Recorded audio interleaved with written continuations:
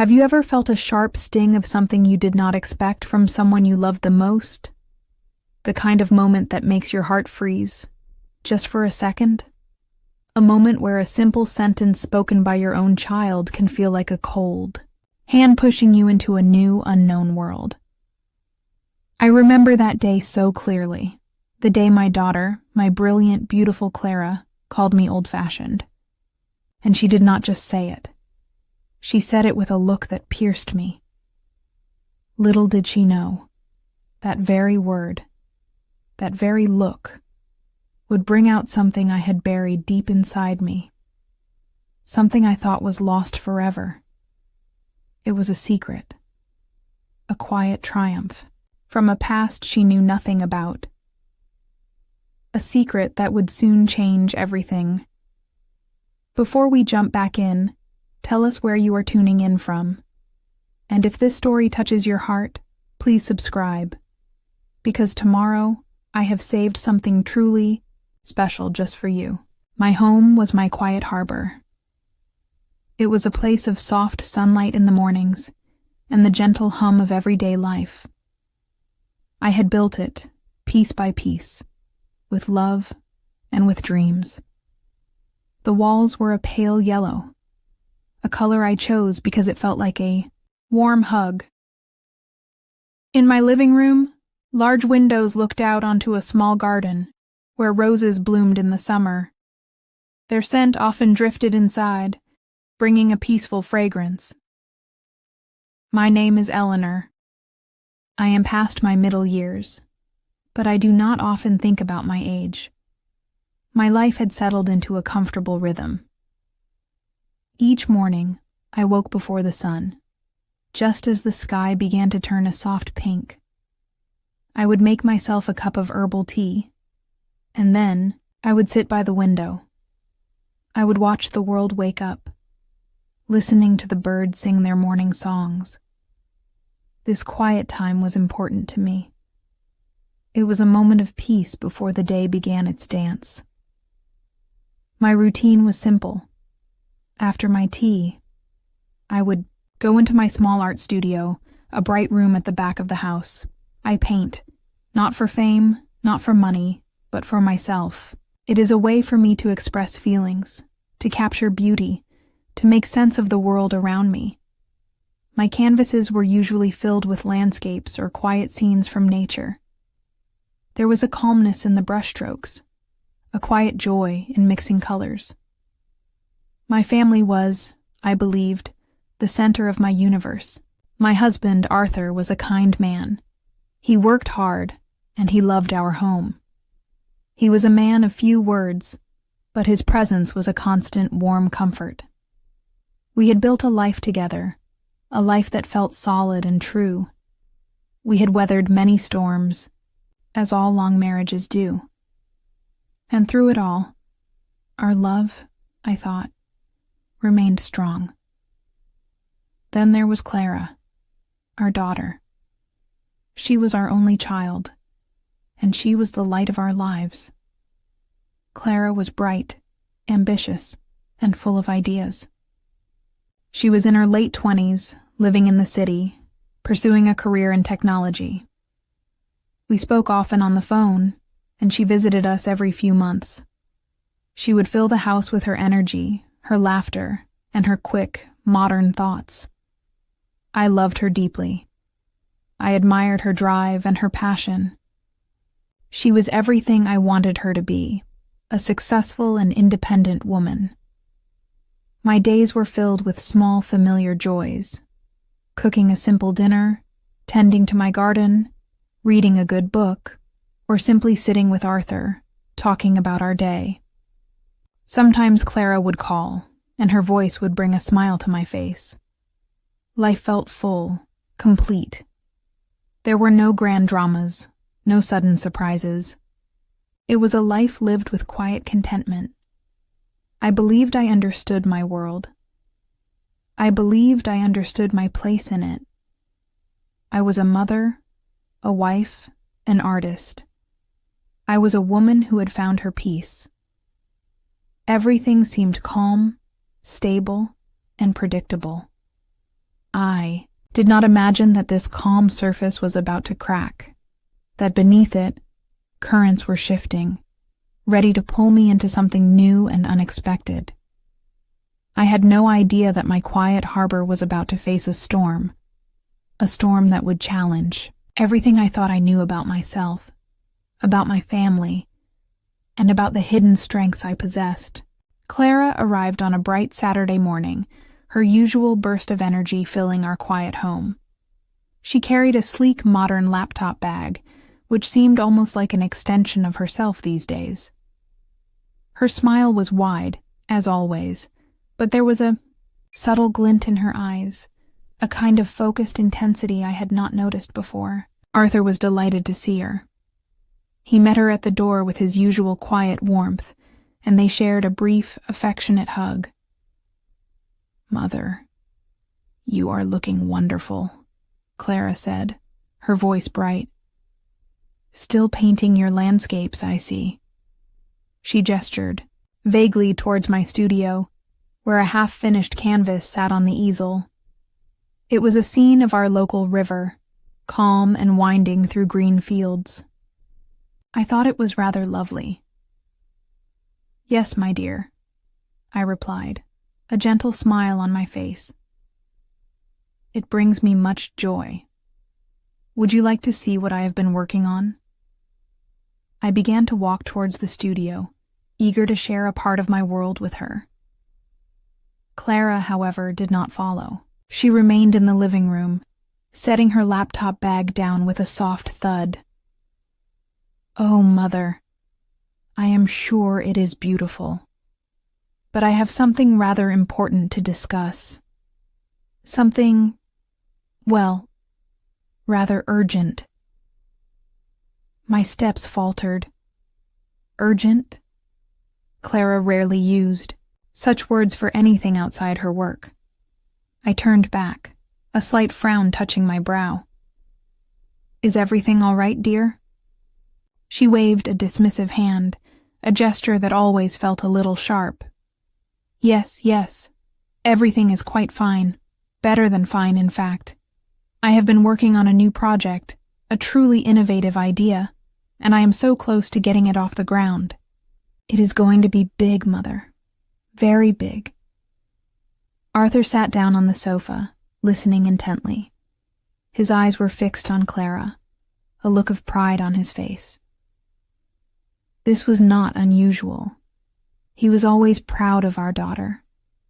But there was something more this time, a sort of shared understanding that made me feel a little outside their conversation. "That sounds wonderful, Clara," I said, trying to keep my voice light. "Tell me about it." Clara then launched into a rapid explanation of her project, using many technical terms I did not fully grasp. She spoke of algorithms and data analysis, of a new way to connect people and services. It all sounded very advanced, very modern. I nodded, trying to follow along, even though much of it went over my head. I wanted to be supportive, to show her I cared about her passions. Then, she paused, looking directly at me. "You see, Mother," she said, her voice softening slightly, but with an underlying edge I could not quite place. "This is about moving forward. It is about innovation. Sometimes we have to let go of old ways of thinking, old methods, to truly embrace the future."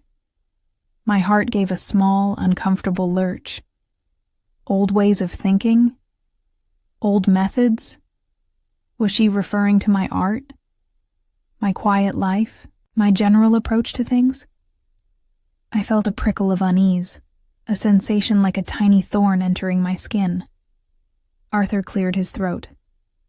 "Clara is right, Eleanor. The world is changing quickly. We must keep up." His voice was gentle, but his words felt like a soft push, agreeing with Clara's unspoken criticism. I looked from Arthur to Clara, a strange quiet entering the room. It was not a silence of peace, but one of unspoken meaning. I wanted to ask, what exactly she meant by old ways, but the words caught in my throat. It felt as though asking would only confirm a suspicion I did not wish to face. Later that evening, as I prepared dinner, Clara was on her phone, speaking in hushed tones about investors and prototypes. Arthur occasionally joined her, their voices low, their heads close together. I observed them from the kitchen, chopping vegetables with careful precision. They seemed to be in their own world, a world where I did not quite belong. A feeling I had never experienced before began to settle within me. It was not anger, not exactly. It was more like a sense of displacement, a feeling that the ground beneath my feet was shifting. My comfortable, predictable life suddenly felt less so. The warmth of my home seemed a little cooler, the scent of roses a little fainter. That night, as I lay in bed beside Arthur, staring at the ceiling, Clara's words replayed in my mind. Sometimes we have to let go of old ways of thinking. And Arthur's quiet agreement. It was not just a comment. It was a judgment. A gentle but firm push away from something I cherished. I could feel something changing. Something in our family. Something within me. It was a subtle shift, like the very slow movement of earth underfoot. A silent warning that the calm harbor of my life might not be so calm for much longer. The subtle shift Clara's words had introduced settled over our home like a fine, almost invisible dust. I tried to brush it away, to pretend it was not there, but it clung to everything. Her visit continued for a few more days, and with each passing hour, the feeling of confusion deepened. My mind kept going back to her words, old ways of thinking. Did she mean my paintings? My preference for reading physical books instead of electronic screens? My quiet contentment with a life that did not chase the latest trends? I truly did not understand why being grounded in traditions, or simply finding peace in simpler things, was something to be discarded. It felt like she was suggesting my entire existence was somehow outdated. One afternoon, I sat in my studio, trying to lose myself in the strokes of my paintbrush. I had started a new piece, a close-up of a single rose from my garden, its petals unfurling with delicate beauty. Usually this process was my sanctuary, a place where thoughts untangled and peace returned. But that day, my hand felt unsteady. My gaze kept drifting from the canvas to the window, to the distant sounds of Clara's animated conversations with Arthur. I heard snippets of their talk, words like disruption, market share, and scalable. They sounded so foreign to my world of colors and quiet reflections. Clara's laughter, normally a joyful sound, now held a sharp, almost triumphant edge. Arthur's responses were often hushed, murmurs of agreement. It was as if they were speaking a different language, one I could not comprehend, and perhaps was not meant to. Was I truly out of touch? Was my life too simple, too slow for the modern world? These questions, unwelcome and sharp, began to pierce my usual sense of calm. I had always prided myself on my quiet strength, on the contentment I found in small things. Now, suddenly, these very qualities felt like weaknesses. Clara, with her bright, energetic ambition, seemed to imply that such a life lacked purpose, lacked drive. A knot began to form in my stomach. It was a physical sensation of unease, tightening with each passing moment. I watched Clara one evening as she showed Arthur something on her laptop, her face alight with excitement. She glanced up and caught my eye, and for a fleeting second, her smile seemed to falter, almost as if she was caught in a moment of secrecy Then, it was gone, replaced by her usual bright expression. But that fleeting moment stayed with me, a tiny, unsettling puzzle piece. I wanted to talk to Arthur about it, to ask him if he also thought I was old-fashioned, to express the hurt that Clara's words had caused. But every time I thought of bringing it up, he seemed to be engrossed in something with Clara, or busy with his own quiet thoughts. And, when he did look at me, there was a kind of gentle distraction in his eyes, as though his mind was already far away, perhaps with Clara's grand new project. I felt misunderstood, perhaps for the first time in our long marriage. Arthur and I had always shared everything, even the unspoken things. But now, there was this silent barrier, this unspoken alliance between him and Clara, that left me on the outside. My emotional discomfort grew. I found myself becoming quieter, more withdrawn. I would sit through meals, listening to Clara talk about her work, and feel a deep sense of sadness. It was not resentment towards her success. It was a profound feeling of being disconnected from my own daughter, from my own husband. It was as if a part of our shared history, our shared understanding, was slowly eroding. I tried to shake off the feeling. I told myself it was just a phase, a generation gap that would pass. Clara was young, ambitious. She was simply focused on her future. But the unease persisted, a low hum beneath the surface of my daily life. My comfortable harbor, which had always felt so safe and solid, now seemed to sway, ever so slightly, with an unseen current. And I, Eleanor, the quiet artist, the contented wife and mother, felt a confusion so profound it threatened to unravel the very fabric of my peace. The confusion that had settled over me was a heavy cloak, but underneath it, a stubborn ember of hope still glowed. I wanted so much to trust Clara. She was my daughter, my flesh and blood. The idea that she could harbor any ill intent, or that Arthur could be complicit in something that excluded me, felt like a betrayal of the deepest kind. I pushed these dark thoughts away, determined to find the bright light again. One afternoon, Clara was working at the dining room table, her laptop open, surrounded by papers. She looked intensely focused, her brow furrowed in concentration. I brought her a cup of tea, carefully placing it beside her hand. "You are working very hard, dear," I said, trying to open a door between us. "Is there anything I can do to help?" She looked up, a fleeting expression crossing her face that I could not quite decipher, before it was replaced by a polite smile. "Oh, Mother, you are always so thoughtful. No, this is quite complex. It is a new software application, a platform for, well, it is a kind of smart marketplace.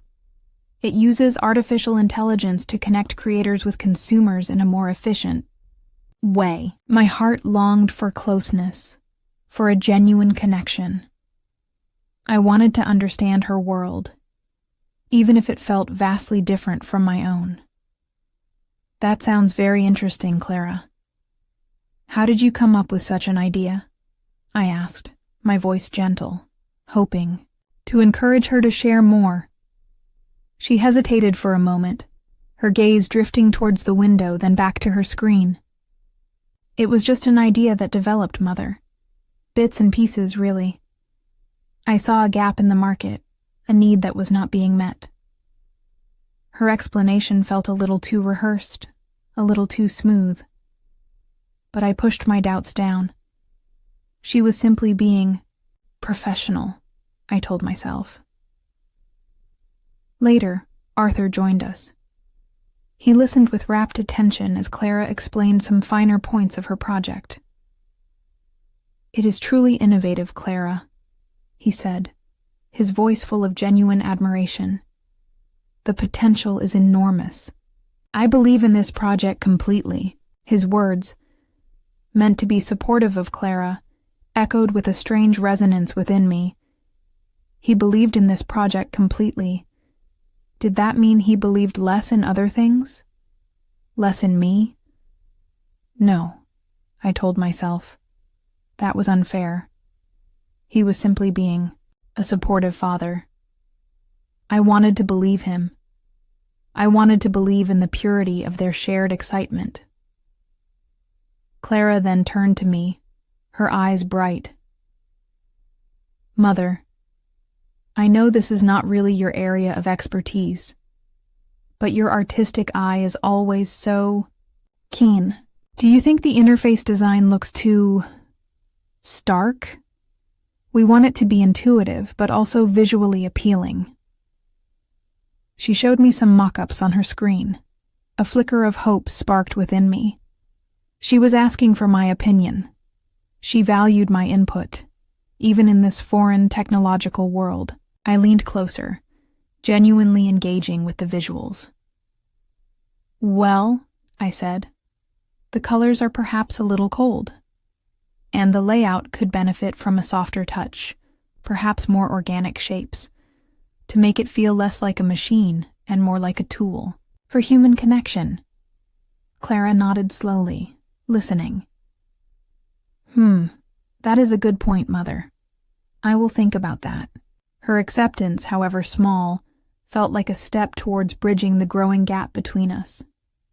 She seemed to be trying to connect, to include me, even in a small way. I clung to that feeling. I wanted to believe that the earlier comment about old ways was just a casual remark, a thoughtless expression of a young, ambitious mind. I wanted to believe that Arthur's quiet agreement was simply a father's pride, nothing more. My heart yearned for the comfortable trust we had always shared. As a family, I longed for the easy flow of conversation, the unspoken understanding that had always defined our relationships. Perhaps I was just being overly sensitive. Perhaps I was imagining things. This new project was simply very important to Clara, and she was passionate. It was natural for her to be absorbed, and for Arthur to be supportive. I told myself to let go of the unease, to allow the hope to grow. After all, trust was the foundation of everything, and I wanted to trust them, completely and without reservation. This desire to trust, to restore the familiar harmony, was a powerful force within me, even as a tiny voice of doubt whispered in the back of my mind. Despite my strong desire to trust, that persistent, quiet voice of doubt refused to be silenced. It was like a faint echo, a subtle dissonance in the harmony I so desperately wanted to maintain. The opportunity for that echo to become a clear warning came during my weekly coffee meeting with my dear friend, Sarah. Sarah and I had known each other since our university days. She was a no-nonsense woman, sharp-minded, with a keen eye for human nature. We shared everything, from the trivial details of our gardens to the deeper currents of our lives. We met at our favorite little cafe, a cozy spot with soft lighting and the comforting aroma of freshly brewed coffee. I found myself telling her about Clara's new project, about her ambition, and how excited Arthur seemed to be about it. I tried to make it sound positive, to convince myself as much as I was trying to convince Sarah. But as I spoke, the underlying unease crept into my voice. Sarah listened patiently, stirring her coffee slowly. She did not interrupt, just observed me with her wise, knowing eyes. When I finished, a silence settled between us, broken only by the gentle clinking of cups from other tables.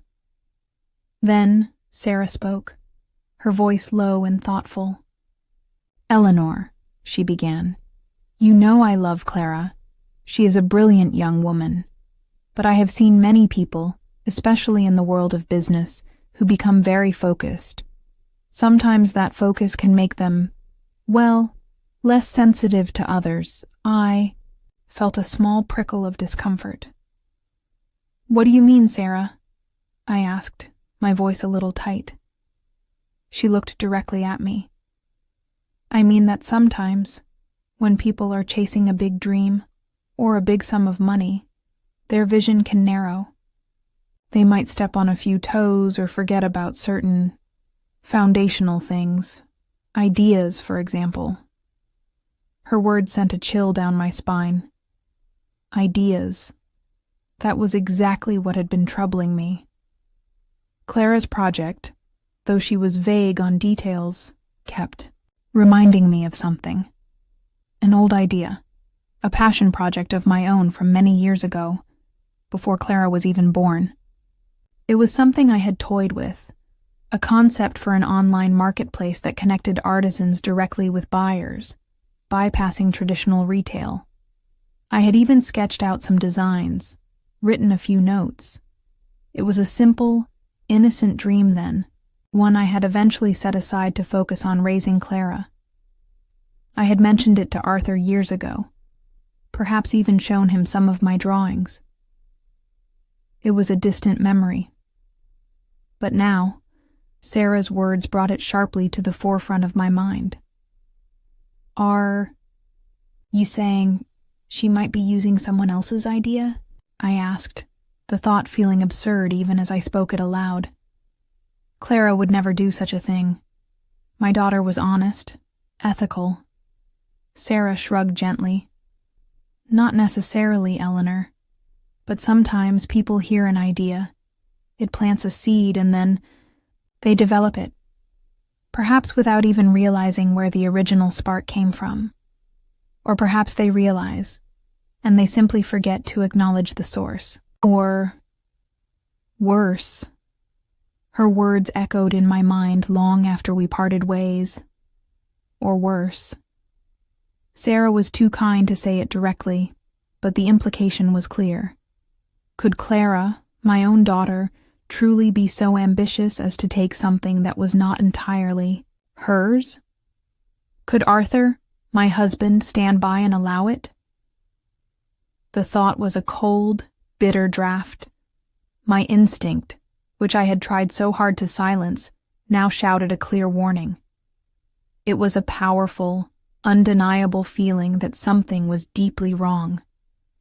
It was not just Clara's vague explanations, or Arthur's unusual silence. It was the way Clara's eyes had gleamed when she spoke of her innovation. It was the way Arthur had agreed with her about old ways. I tried to rationalize it. Perhaps Sarah was just being cynical. Perhaps it was a coincidence. Many people have similar ideas, do they not? But the unease persisted, gnawing at me like a restless mouse. The image of my old sketches, those simple drawings of connecting artists to the world, flashed in my mind. They were tucked away in an old box in the attic, forgotten for decades. Or so I thought. A deep sense of dread began to settle in my chest. The warning was clear. It was not just from Sarah, but from a deeper place within me. A place that understood the true nature of loyalty and trust. I knew I could not ignore it any longer. This was more than confusion. It was a premonition of something deeply unsettling. Something that threatened the very foundations of my peaceful life. The warning from Sarah, and the unsettling realization about my old ideas, felt like heavy stones placed in my heart. Yet, a part of me, a very stubborn part, desperately wanted to believe everything was fine. I told myself I was being foolish, that I was imagining connections where none existed. My daughter, my sweet Clara, could not possibly do something like that. My husband, Arthur, who had always been my rock, would never allow it. I tried to push the thoughts away, to bury them under the weight of my daily routine. I spent longer hours in my garden, pruning the roses with a fierce concentration, as if the physical act of shaping and cutting could also trim away my anxieties. I cooked elaborate meals, focusing on the comforting rituals of measuring and stirring, hoping the familiar sense of herbs and spices would cleanse my mind of suspicion. I walked through my home, touching familiar objects, the worn wooden table where we ate our meals, the soft fabric of the armchair where Arthur read his newspaper, the cool ceramic of the teacups I used each morning. I sought comfort in their unchanging presence, trying to convince myself that my life too was unchanging, untouched by the strange currents that now seemed to swirl around me. "It is just a project, Eleanor," I whispered to myself one afternoon, standing in front of my unfinished rose painting. "Clara is ambitious. Arthur is simply proud. That is all there is to it." I tried to believe those words with all my might. I wanted peace to return, to feel the familiar calm of my normal life. The idea of confrontation, of digging deeper into this unsettling feeling, felt terrifying. It felt like breaking something that, while perhaps flawed, was still whole on the surface. I tried to find logical explanations for everything. Clara's vagueness? She was probably under a non-disclosure agreement, or simply did not want to bore me with technical details. Arthur's quiet agreements. He was a man of few words anyway. His support was always demonstrated through his presence and quiet affirmations. The old-fashioned comment? Just a careless remark from a young woman who did not fully appreciate the value of tradition. I convinced myself that every unsettling piece of the puzzle had an innocent explanation. Yet, despite my efforts, the image of my old sketches, those forgotten dreams of connecting artisans, kept returning to my mind. I remembered the passion I had felt then, the hours I had spent brainstorming ideas, drawing little flowcharts on scraps of paper. It was a faint memory, a whisper from a younger Eleanor, but now it seemed to gain substance, almost demanding to be acknowledged. I tried to ignore it, to focus on the present, on the visible, tangible world around me. I tried to dismiss my instinct as an overactive imagination, a mother's worry that had become too intense. I told myself I was being foolish, allowing a casual comment and a vague intuition to disrupt the harmony of my family. But late at night, as the house grew still and silent, the thoughts would creep back, the echo of Sarah's warning, the unsettling sense of exclusion when Clara and Arthur spoke in hushed tones, the growing feeling that something important was being hidden from me. I would stare at the ceiling, my heart a dull ache in my chest, wishing I could simply erase the uneasy feeling that had begun to overshadow my peaceful existence. I wanted so desperately to believe everything was normal, but the strange, shifting ground beneath my feet told a different story. Despite my determined efforts to ignore the growing unease, to rationalize away the unsettling hints, my senses became acutely sharpened. It was as if a filter had been removed from my perception, allowing me to see and hear things I had previously overlooked. Most notably, it was the subtle shifts in Clara's and Arthur's body language, the way they looked at me, that began to speak volumes. Clara, usually so open and direct, now seemed to carry a subtle guardedness. When she spoke of her project, her eyes would gleam with a fierce ambition. But if my gaze lingered on her, that gleam would soften, almost dim, as if she was consciously tempering her expression. There was a new, almost imperceptible barrier in her posture, a slight turning away of her body when I approached too closely as she worked on her laptop. Her laughter, once so unrestrained, now sometimes seemed to be cut short or held a brittle quality especially when she spoke to Arthur about her breakthroughs. It was the kind of smile that did not quite reach her eyes, a polite mask rather than a genuine expression of joy. One evening, we were sitting in the living room. Clara was describing a meeting she had with potential investors.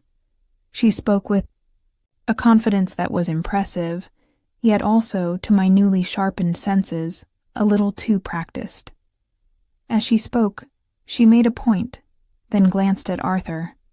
His eyes met hers, and in that fleeting moment, I saw it. A shared secret, a silent understanding that passed between them, excluding me entirely. It was not a look of open affection, but rather a conspiratorial glance, a brief flash of something hidden. Arthur, my steadfast Arthur, also seemed to have changed. His gaze, which had always conveyed such comfort and honesty, now sometimes seemed to avoid mine, especially when Clara was present or when her project was mentioned. When he did look at me, there was a peculiar shift in his eyes. It was not outright deception, but a kind of gentle deflection. His usual calm expression would sometimes hold a slight tension around his mouth, or a flicker of something unreadable, before settling back into his familiar composure. I began to feel a coldness I did not understand. It was not the coldness of winter air, but an emotional chill that crept into the warmth of our home. I felt increasingly like an outsider, looking in on a world that once was mine. They were my family, yet their interactions now often felt like a performance, a carefully choreographed dance that I was not invited to join. I remember watching Arthur as he helped Clara pack her bag for her return to the city. He handled her sleek laptop with a tenderness I usually reserved for my delicate art supplies. He whispered something to her, and she smiled, a small, knowing smile that was just for him. I stood in the doorway, unseen, and felt a profound ache in my chest. This was not the familiar, comforting bond I had always known between father and daughter. This was something different, something charged with a silent significance that left me utterly baffled. Every gesture, every glance, every subtle emotional shift became magnified in my mind. The way Clara would suddenly stop talking when I entered the room, or the way Arthur would change the subject if I asked too many questions about Clara's work. These were small things, easily dismissed individually, but together they painted a picture of something concealed. My heart felt heavy with this growing sense of exclusion. The house, which had always been my sanctuary, now felt tinged with an unfamiliar tension.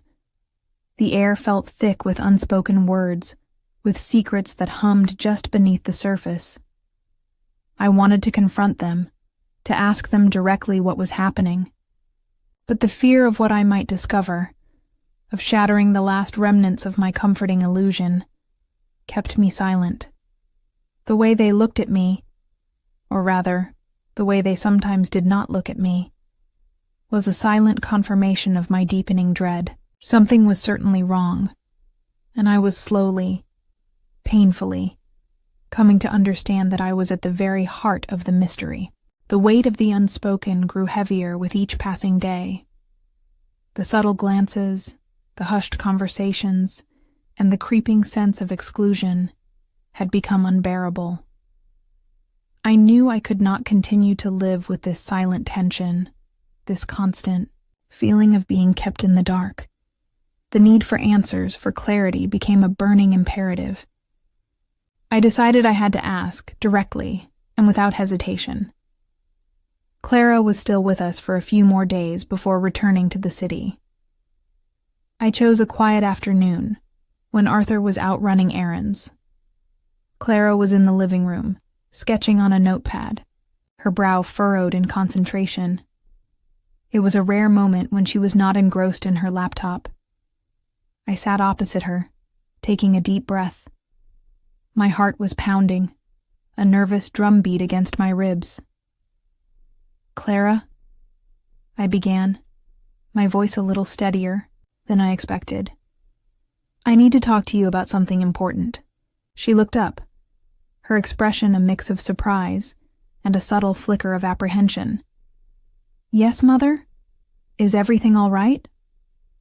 "I am not sure, dear," I said, looking her directly in the eye. I tried to keep my tone calm, not accusatory, but firm. "I have been feeling a little unsettled lately about your new project. You have been very secretive about it, and it feels as though Arthur and you have been sharing something that I am not part of." Clara's gaze darted away for a brief moment, towards the window, then back to me.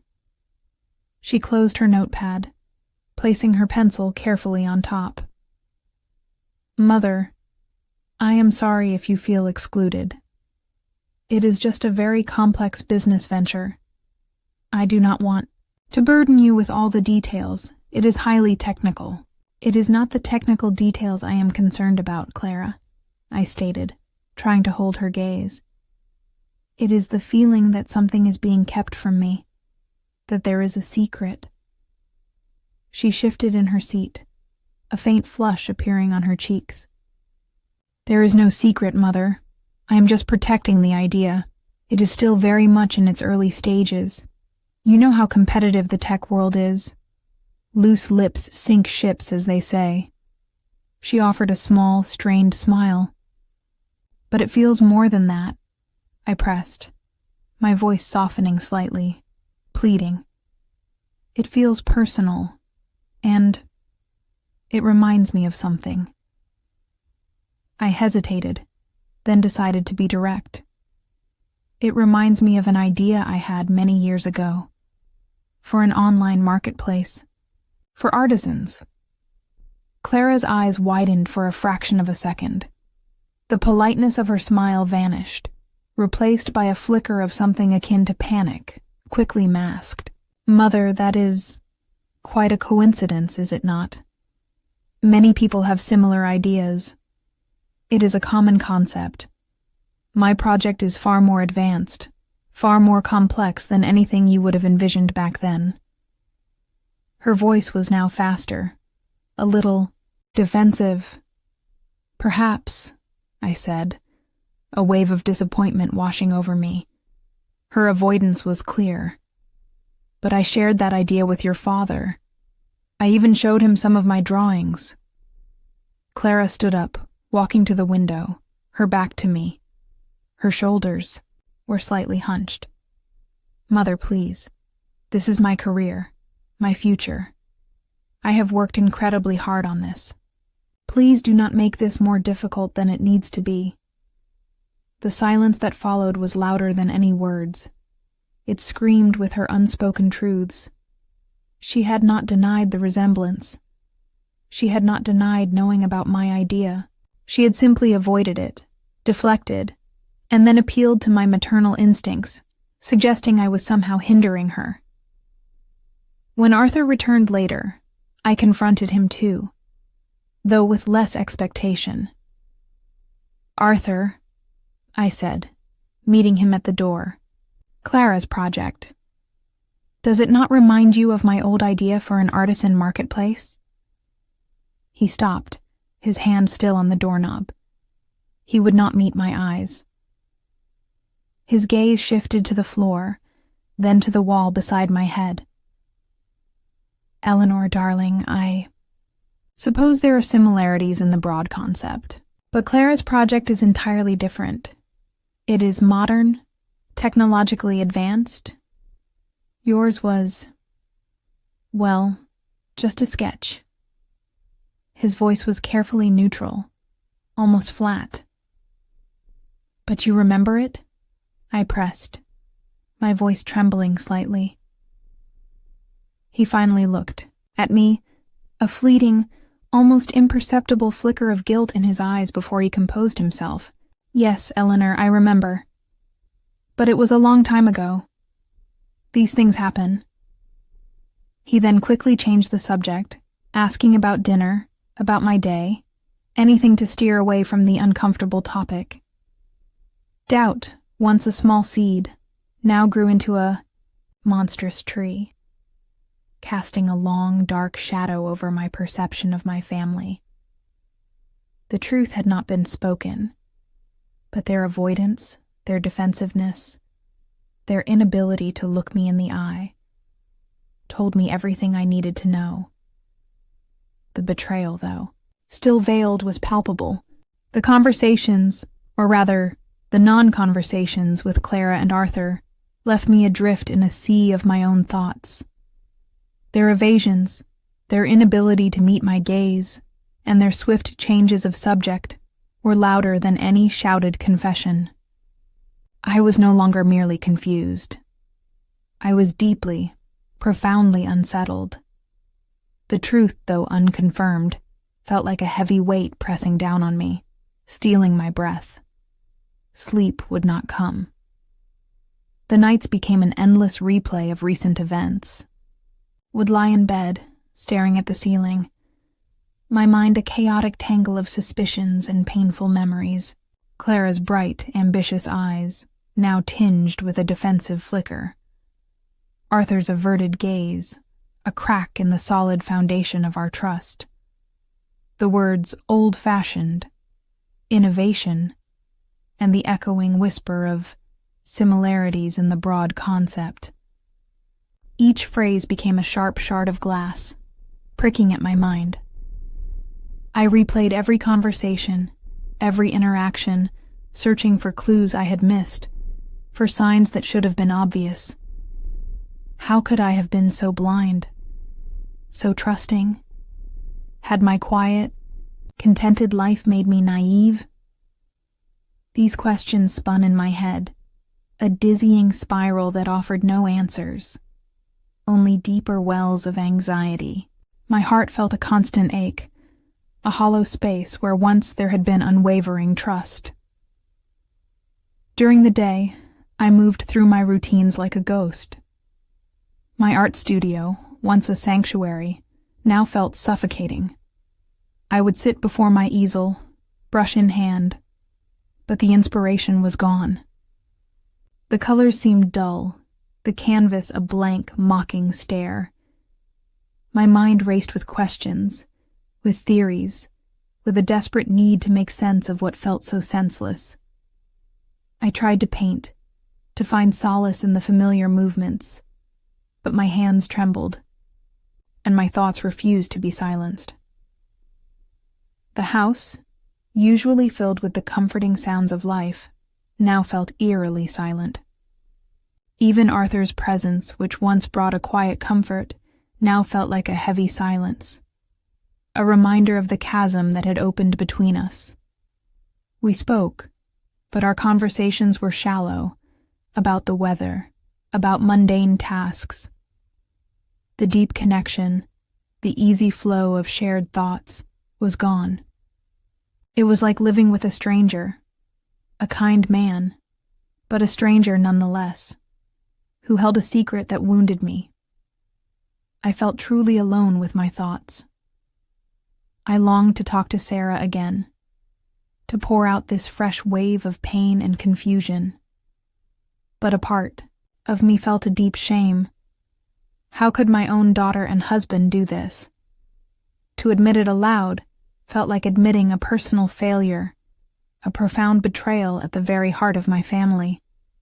So, I kept it inside, allowing the emotional isolation to deepen. The nights were the worst. I would often get out of bed, unable to bear the restless stillness. I would walk through the house, turning on a dim lamp, and just sit in the living room, surrounded by the silent witnesses of my life. The moonlight would stream through the windows, casting long, mournful shadows across the floor. I would hug my knees, tears often pricking at my eyes, but I would not let them fall. Not yet. The pain was too raw, too formless to be wept away. It was a suffocating feeling, a constant pressure that left me breathless. My mind raced, not just with the pain of potential betrayal, but also with a dawning realization of what it might mean for my future. If this truth was indeed real, then my entire perception of my life, my family, and my place within it would need to be rebuilt. The thought was daunting, terrifying. This overthinking was exhausting, yet I could not stop. The question, the gnawing, painful question of why they would do this if they truly had, hammered relentlessly in my mind. The once clear waters of my life had become murky, turbulent, and I was drowning in the confusion. The relentless churning of my thoughts eventually gave way to a deeper, more profound kind of pain. It was not the sharp, immediate agony of a fresh wound, but a quiet, persistent ache, like a bruise that deepened with each passing day. My mind, exhausted from its ceaseless questioning, began to slow, leaving behind a heavy sadness. I found myself drawn to the window in my living room, the one that overlooked the garden. The weather outside seemed to mirror my internal state. Gray clouds hung low in the sky, and a soft, steady rain began to fall. It was not a violent storm, but a gentle, weeping rain, just like the tears that pricked at my own eyes. I watched as the raindrops traced delicate paths down the glass, each drop seeming to carry a fragment of my sorrow. The silence of the house pressed in on me. Arthur was at his usual quiet activities, perhaps reading in his study, unaware of the quiet storm raging within me. Clara had returned to the city, leaving behind only the lingering scent of her perfume and the stark absence of her bright, sometimes unsettling presence. I was truly alone in that moment, enveloped by the stillness and the pervasive sadness. A tear slowly rolled down my cheek, tracing a cool path, then another and another. They were silent tears, not the heaving, sobbing kind, but a gentle, steady flow, a quiet release of the immense pressure that had built within me. I did not try to stop them.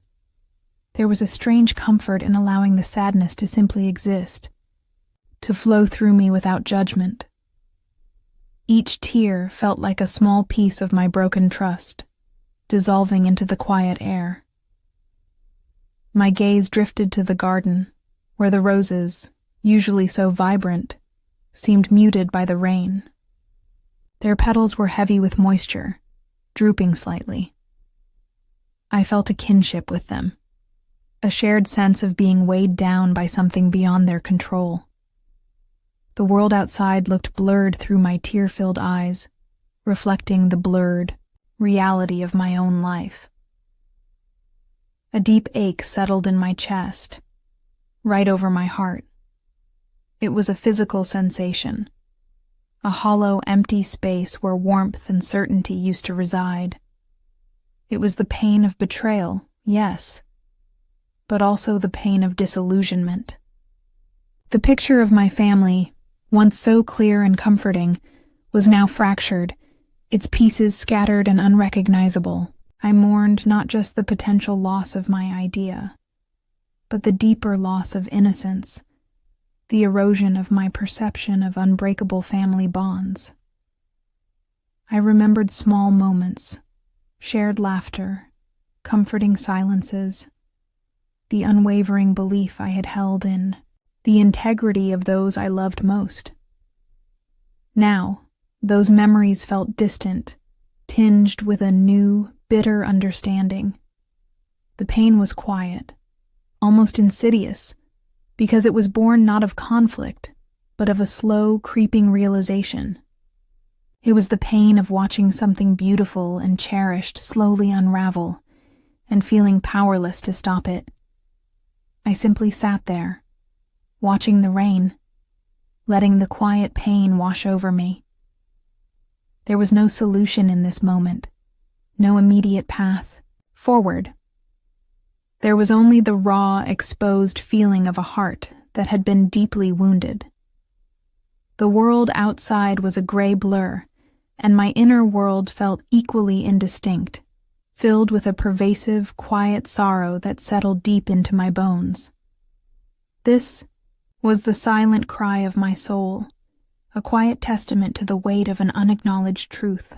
The quiet pain of the previous days had solidified into a firm resolve. I could not, would not, continue to exist in this limbo of unspoken truths and quiet suffering. The ache in my chest, the sleepless nights, the constant replaying of guarded glances, all of it demanded an end. I needed an answer, a clear, undeniable truth, no matter how painful it might be. This was no longer about proving a point. It was about reclaiming my peace, my sanity, and my sense of self. My decision to confront them was not born of anger, but of a quiet strength that had slowly begun to form within me. The tears had cleared my vision, and the solitude had given me space to solidify my resolve. I knew this confrontation would be difficult, possibly even devastating, but the alternative, living a life shrouded in doubt and silent betrayal, was far worse. I waited for Arthur to return home that evening. My hands were steady as I prepared a simple dinner, but my heart was beating with a steady rhythm of anticipation. I rehearsed the words in my mind, not as an aggressive attack, but as a plea for honesty, a demand for the respect I felt had been withheld. When Arthur walked through the door, his usual gentle smile seemed to falter slightly when he saw the determined expression on my face. He must have sensed the shift in my demeanor, the quiet intensity that had replaced my usual calm. "Eleanor? Is everything all right?" he asked, his voice a little hesitant. "No, Arthur, it is not," I replied. My voice calm but firm.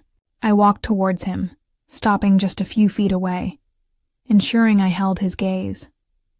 "We need to talk, truly talk, about Clara's project, about my old idea, about what is happening between us."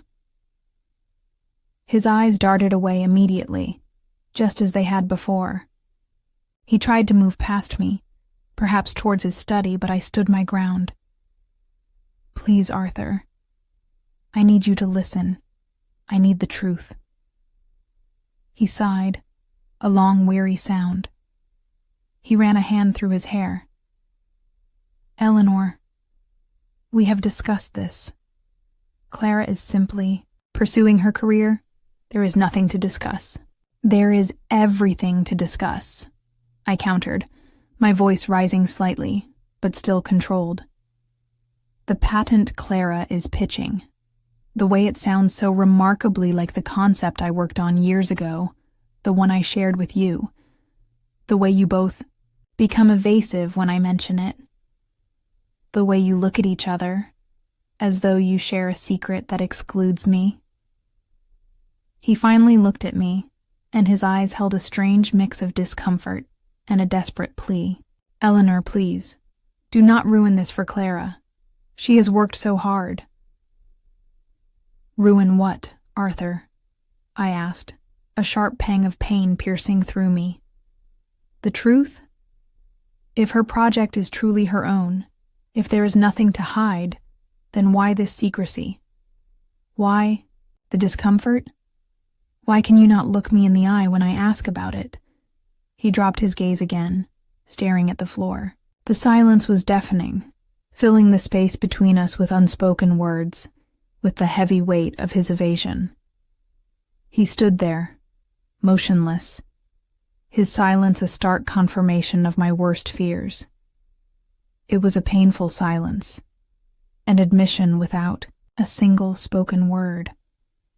"Arthur," I pressed, my voice now trembling slightly. "I need an answer. Did you know about this? Did you tell Clara about my idea? Is she pitching something that is not truly hers?"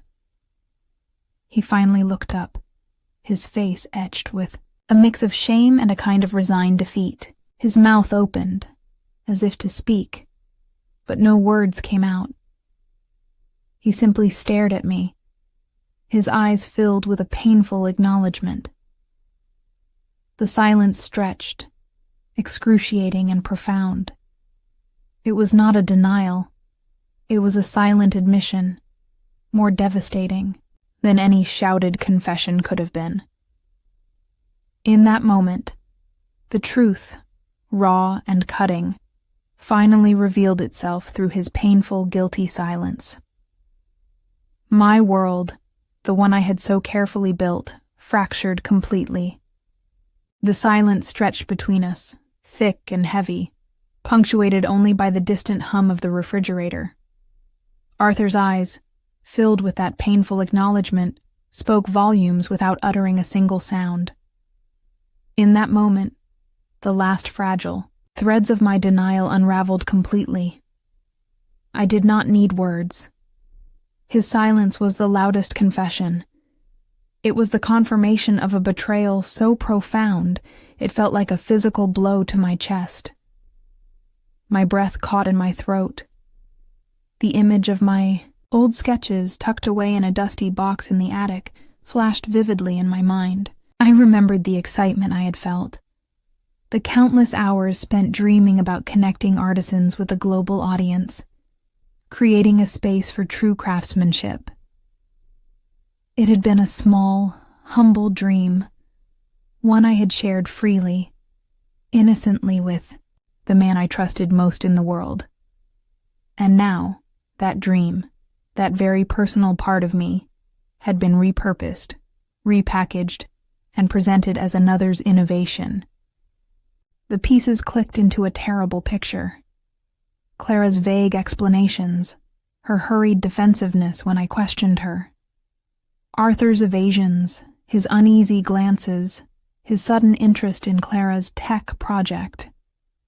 It all made a horrifying sense now. He had known.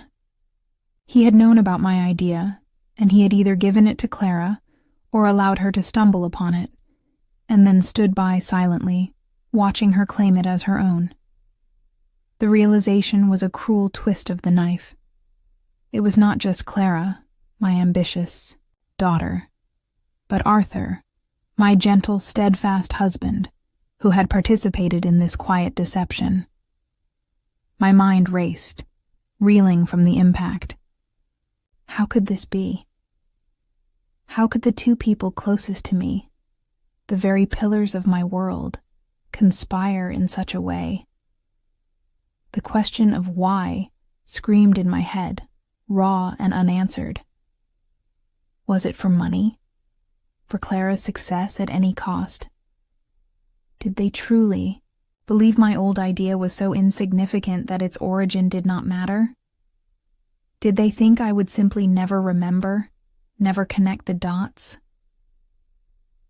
A cold wave of shock washed over me, followed by a burning anger that began to simmer beneath the surface of my pain. This was not just a business deal. It was a violation of trust, a deep emotional wound.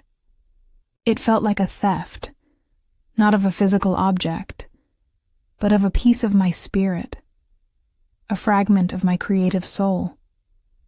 I looked at Arthur, truly looked at him, and for the first time, he seemed like a stranger. The man who had shared decades of his life with me, who had promised me loyalty and partnership, now stood before me as an accomplice in a betrayal that cut to the very core of my being. His silence, once a quiet comfort, was now a loud condemnation. My vision blurred, but I fought back the tears. I would not give them the satisfaction of seeing me break. Not yet. I would not allow them to witness the full extent of the devastation they had wrought. I needed to understand, yes, but more than that, I needed to process this seismic shift in my reality. The comfortable home that had been my sanctuary now felt like a stage for a cruel play, a place where secrets festered and trust had been shattered. Every corner seemed to hold a memory now tainted by this bitter truth. My paintings, my garden, the quiet routines I cherished, all felt suddenly fragile, shadowed by the dark cloud of this revelation. I finally understood, and the understanding was a burden so heavy it threatened to crush me. The betrayal was real. The secrets were undeniable. And the loss I felt was not just of an idea, but of a profound sense of security, of the unwavering belief in the people I loved most. My world, as I knew it, was utterly broken. The full weight of the truth settled upon me, cold and unyielding. Arthur's silent admission, the stark reality of Clara's ambition built upon my forgotten dream, left me numb. My mind, which had raced with questions just moments before, now felt strangely blank, filled only with the deafening roar of shattered trust. I could not stay in that room, in that house, for another second. The air felt thick with deception, suffocating me. My legs felt heavy, but I moved. It was an instinct, a primal need to create distance from the source of such immense pain.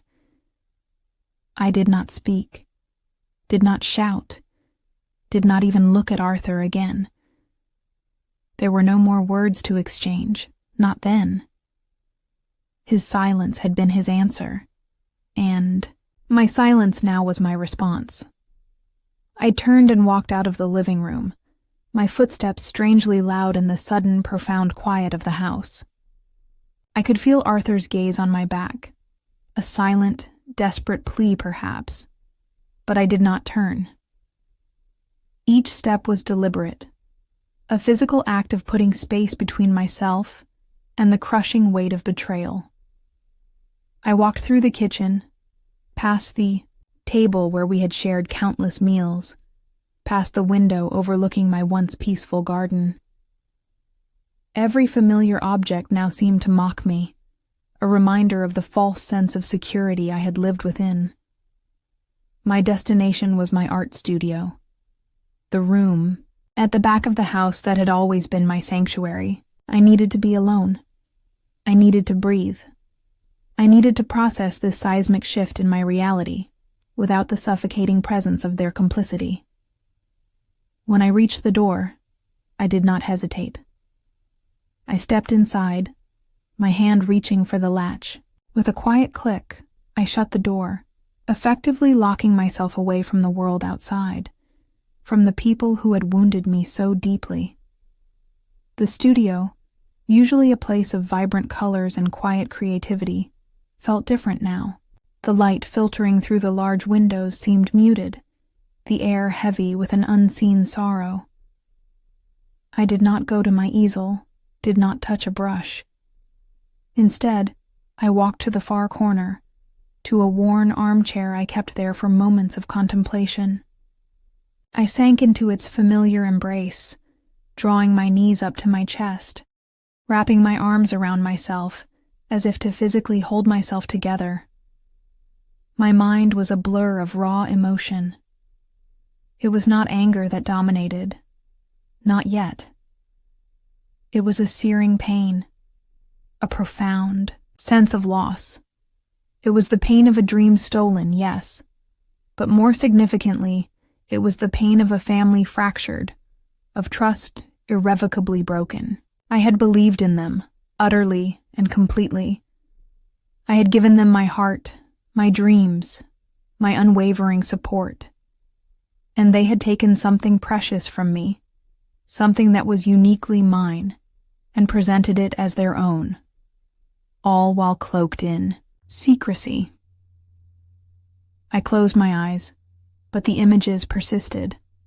Clara's bright, eager face tainted by deceit, Arthur's guilty silence, a betrayal deeper than any spoken word. The quiet hum of the house, which I could still faintly hear through the closed door, seemed to vibrate with their deception. I simply sat there, motionless, allowing the pain to wash over me. I needed to process this shock, to absorb the full impact of the revelation. It was a retreat, a desperate need for space to begin to comprehend the wreckage that lay before me. I had walked away, physically and emotionally, from the illusion of my perfect family. And in that quiet, locked room, surrounded by my silent canvases, I began the long, painful process of confronting the profound emptiness they had left behind. My sanctuary had become a place of solitary reckoning. I had walked away, yes, physically closing the door to my studio, creating a barrier between myself and the crushing weight of the betrayal. But the pain, the pain did not walk away with me. It clung to me like a shadow, a relentless companion that permeated every fiber of my being. It was a constant, dull ache in my chest, a hollowness that even the silence of my sanctuary could not fill. My art studio, usually a place of vibrant creation and solace, now felt cold, almost alien. The colors on my palette seemed muted, lifeless. My easel stood empty, a silent testament to the inspiration that had utterly fled. I tried to pick up a brush, to lose myself in the familiar motions of painting, but my hand felt heavy, unwilling to move. My mind was too consumed by the swirling storm within. The pain followed me everywhere. It was in the soft morning light that used to fill my kitchen with warmth. Now it only highlighted the emptiness I felt. It was in the familiar scent of my roses, now carrying a hint of bitterness. Every corner of the house felt different, tainted by the knowledge of what had transpired. My home, once a haven of peace and love, now felt like a place where a profound deception had taken root. I stopped my routines. The herbal tea in the morning felt tasteless. The simple act of tending to my garden, once a source of quiet joy, now seemed like a meaningless chore. The vibrancy of life had drained away, leaving behind a monochrome existence. I moved through my days in a haze, each action feeling automatic, devoid of purpose or genuine feeling. My heart felt truly broken. It was not just the sting of my idea being taken, although that was a deep wound. It was the shattering of my faith in the two people I loved most in the world. The betrayal was not just an act. It was a demolition of my understanding of family, of trust, of the very fabric of my most cherished relationships. How could they? How could Arthur, my husband of so many years, stand by and allow this, perhaps even facilitate it? How could Clara, my own daughter, look me in the eye while building her future on a foundation of my past? The questions replayed, in my mind, a tormenting loop. I found no answers, only deeper wells of despair. The pain lingered, a constant companion, a heavy blanket that smothered any flicker of hope or joy. I would sit for hours, simply staring, sometimes at nothing at all, sometimes at the rain outside, which seemed to weep along with my soul. I thought of the laughter we once shared, the easy companionship, the simple moments of joy that had defined our lives. Now, those memories felt like a cruel joke, twisting into sharp pangs of regret and sorrow. The past, once a comforting reservoir of cherished moments, was now contaminated by the present. The silence from Arthur was also a form of pain. He would move quietly around the house, sometimes attempting a soft word, a gentle gesture, but I could not respond. A wall had risen between us, built brick by brick from his evasions and his ultimate silence. The pain was too raw, too fresh, to allow for any pretense of normalcy. I needed space, not just physical, but emotional, to process the immense hurt that had enveloped me. the pain stayed. It was a testament to the depth of my love and to the crushing weight of their betrayal.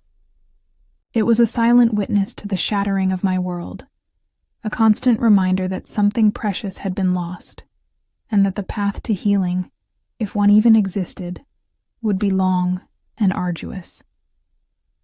I was living with a gaping wound, and it bled quietly, ceaselessly, into every corner of my existence.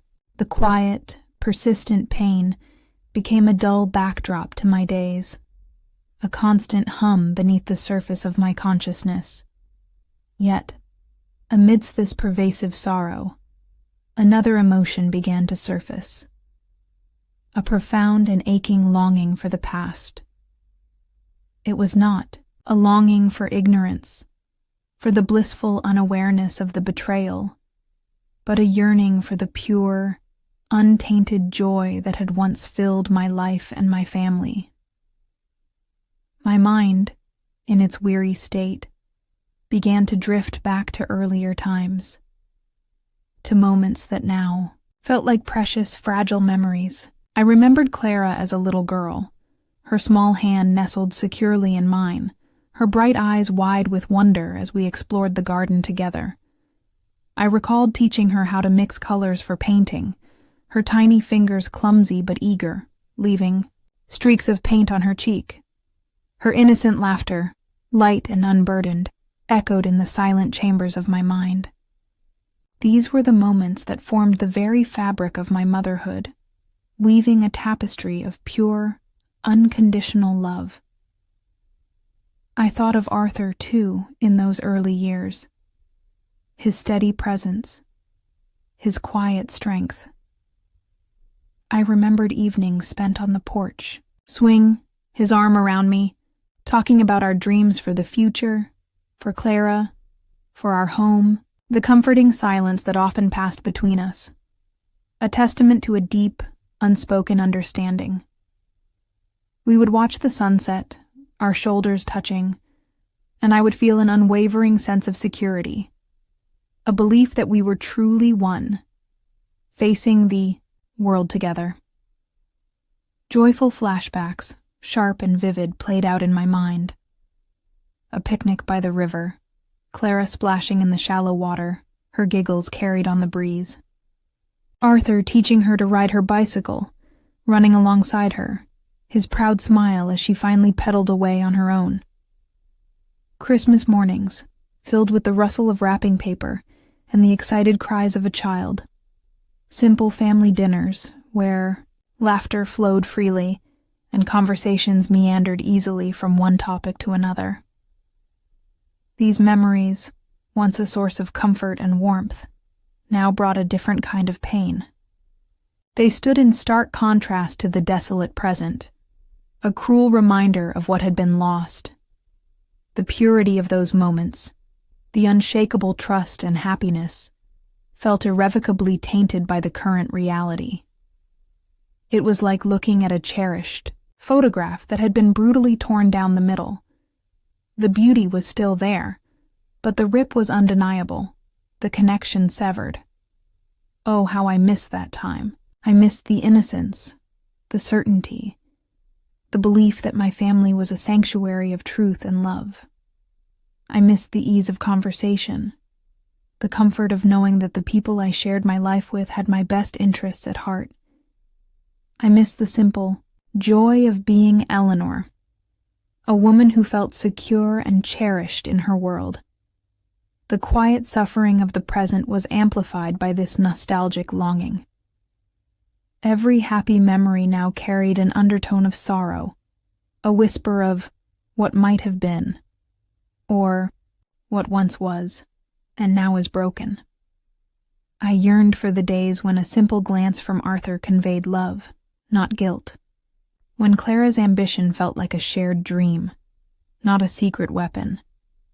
This longing for the past was not a desire to turn back time and undo the present, but a profound grief for the loss of an untarnished history. It was the realization that the very foundations of my cherished memories were now compromised, seen through the bitter lens of betrayal. My heart ached with this absence, this profound missing of a life that felt honest and whole.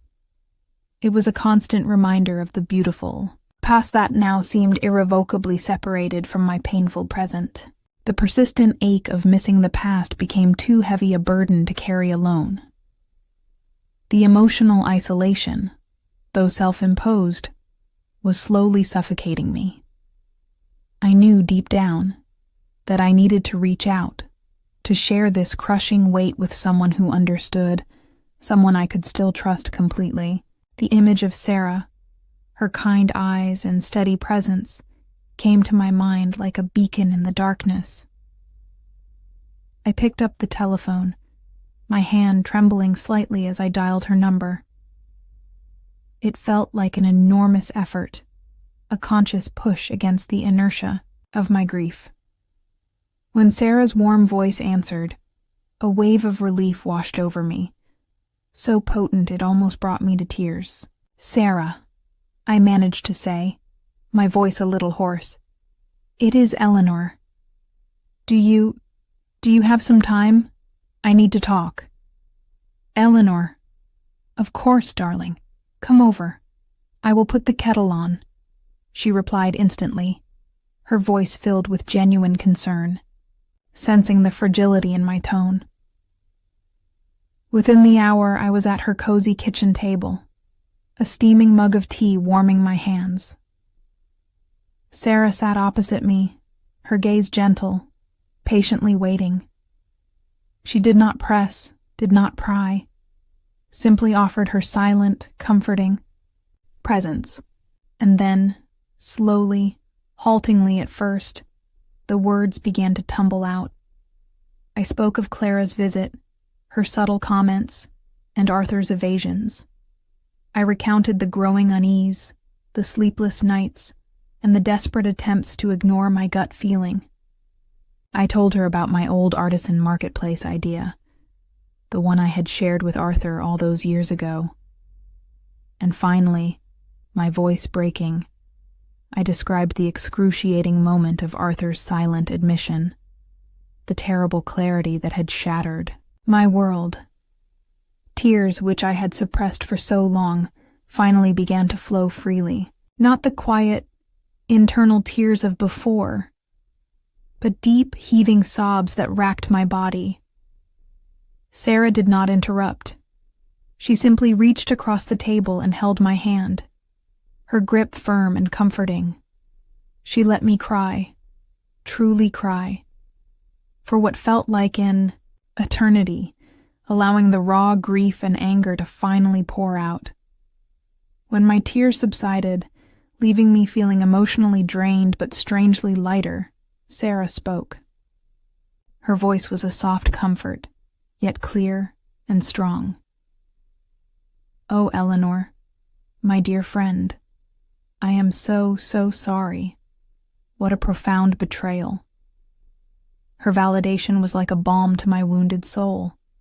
She did not try to minimize my feelings or offer platitudes. She acknowledged the depth of the betrayal, and in doing so, acknowledged my pain as real and justified. "It feels like my world has just ended, Sarah," I whispered, wiping my eyes. "I do not understand how they could do this. My own family." "It is a cruel thing, Eleanor," Sarah said, squeezing my hand. "And it is not your fault. Their choices are their own. You trusted them, as any loving wife and mother would.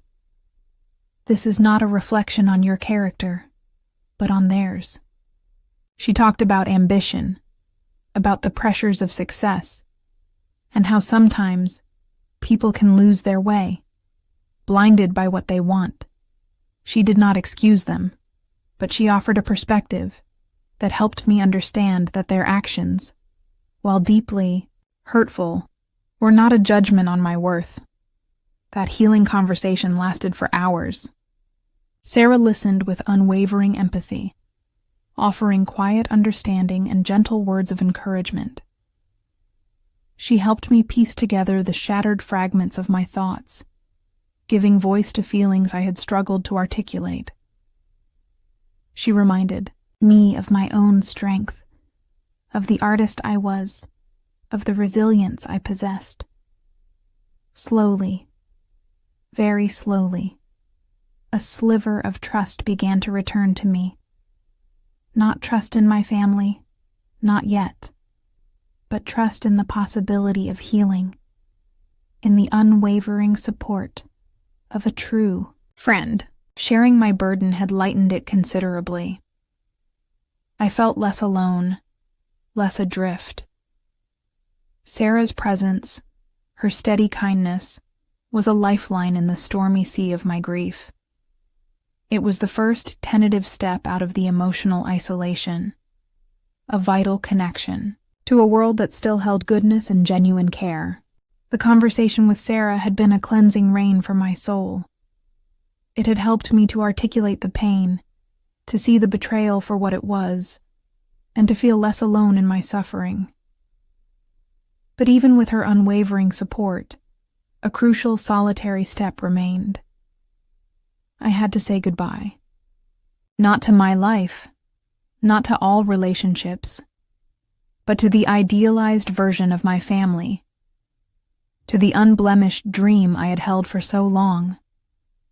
It was a goodbye to a person that Clara used to be in my mind, a daughter without guile, whose ambition was pure and untainted. It was a goodbye to the image of Arthur as an infallible partner, a man who would always prioritize our shared truth above all else. This goodbye was not about severing all ties, but about releasing myself from the illusion that had kept me bound, blind to the cracks forming in my most cherished relationships. I went back to my studio, but this time there was a different feeling in the air. It was still heavy, but with a quiet determination, not just sorrow.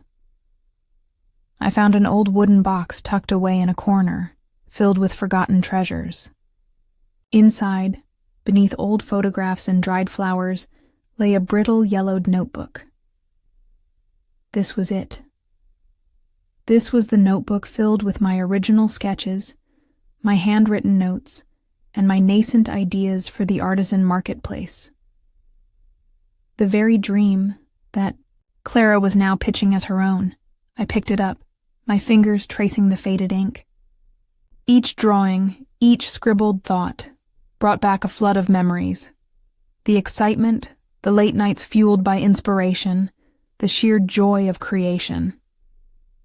This was a piece of my spirit, a part of my story, meticulously recorded on these pages. To hold it now was to hold the tangible evidence of their betrayal. I sat there for a long time, the notebook open on my lap, feeling the full weight of what it represented. It was not just an idea. It was a testament to my past self, to my own creativity and potential. And it had been disregarded, perhaps even stolen.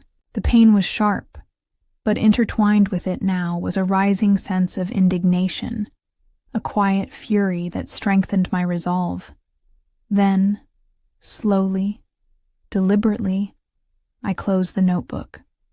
I did not throw it away, did not burn it. Instead, I placed it gently back into the box. But as I did so, I whispered, "Goodbye." It was a hard goodbye, but necessary. It was goodbye to the woman who believed in absolute, unwavering family loyalty without question. It was goodbye to the naivety that had allowed me to be so vulnerable. It was goodbye to the version of my life where such a betrayal felt impossible. I was letting go of a dream, yes, but more significantly, I was letting go of a deeply ingrained illusion. This act of letting go, of saying goodbye to a past expectation, felt like a quiet but profound release. It was a painful acceptance of a new, fractured reality. The dream of a perfectly harmonious family, where trust was an unbreakable bond, had died. And with its death, a space began to open within me, a space for something new, something forged in resilience and self-awareness. I knew I had to let go of the anger and the endless questioning that had consumed me. They served no purpose other than to keep me tethered to the pain. Saying goodbye to that version of my past, to those unfulfilled expectations, was an essential step towards finding a different path. It was a conscious choice to accept what was, rather than cling to what I wished it could be. And in that quiet, solemn goodbye, a tiny seed of strength began to sprout, promising a future that was not defined by what I had lost, but by what I was about to discover within myself. The act of saying goodbye to my past illusions, especially to that idealized version of my family, had created an immediate, profound emptiness. It was as though a familiar presence had simply vanished, leaving a vast, quiet space. I was alone.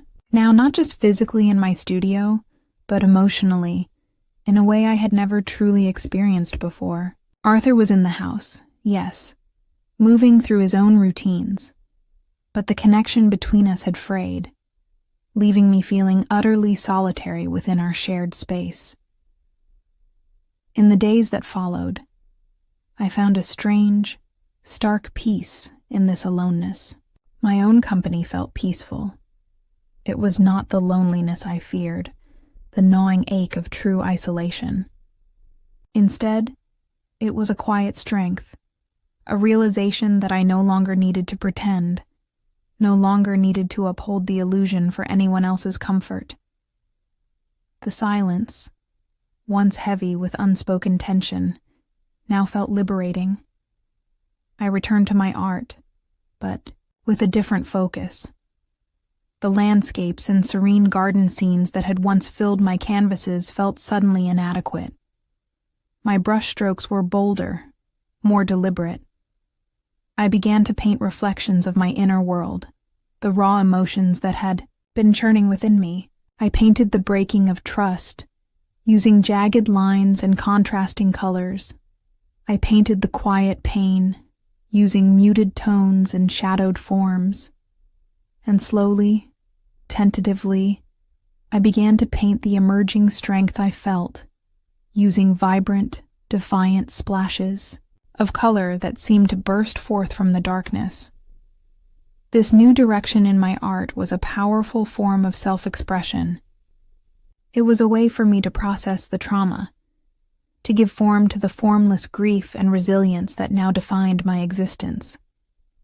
It was deeply personal, unapologetically honest. There was no longer a need to create pretty pictures for external validation. I painted for myself, to understand and heal my own spirit. I found strength in the quiet hours spent in my studio, surrounded by my canvases, each one a testament to my journey. It was a recognition that my voice, my creativity, was still very much alive, perhaps even stronger than before. This alone was a comfort, a profound reassurance in a world that felt fundamentally altered. Meals with Arthur were brief and polite. We spoke only of practical matters, the weather, daily tasks, the easy laughter, the shared glances, the deep conversations. All were absent. It was a quiet existence, marked by the unspoken understanding that a chasm had opened between us. There was no anger, no shouting, just a profound, aching distance. I did not seek to bridge it, not yet.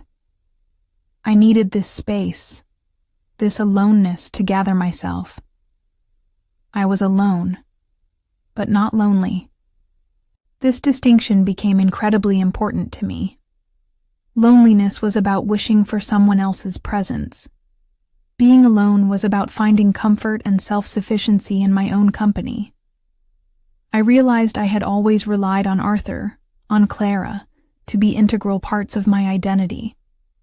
Now, stripped of those comfortable attachments, I was forced to confront who Eleanor truly was, independent of her roles as wife and mother. And what I found was a woman I was only just beginning to recognize. The betrayal had forced me into a space of solitary reckoning. It was painful, yes, to stand alone in the wreckage of my expectations.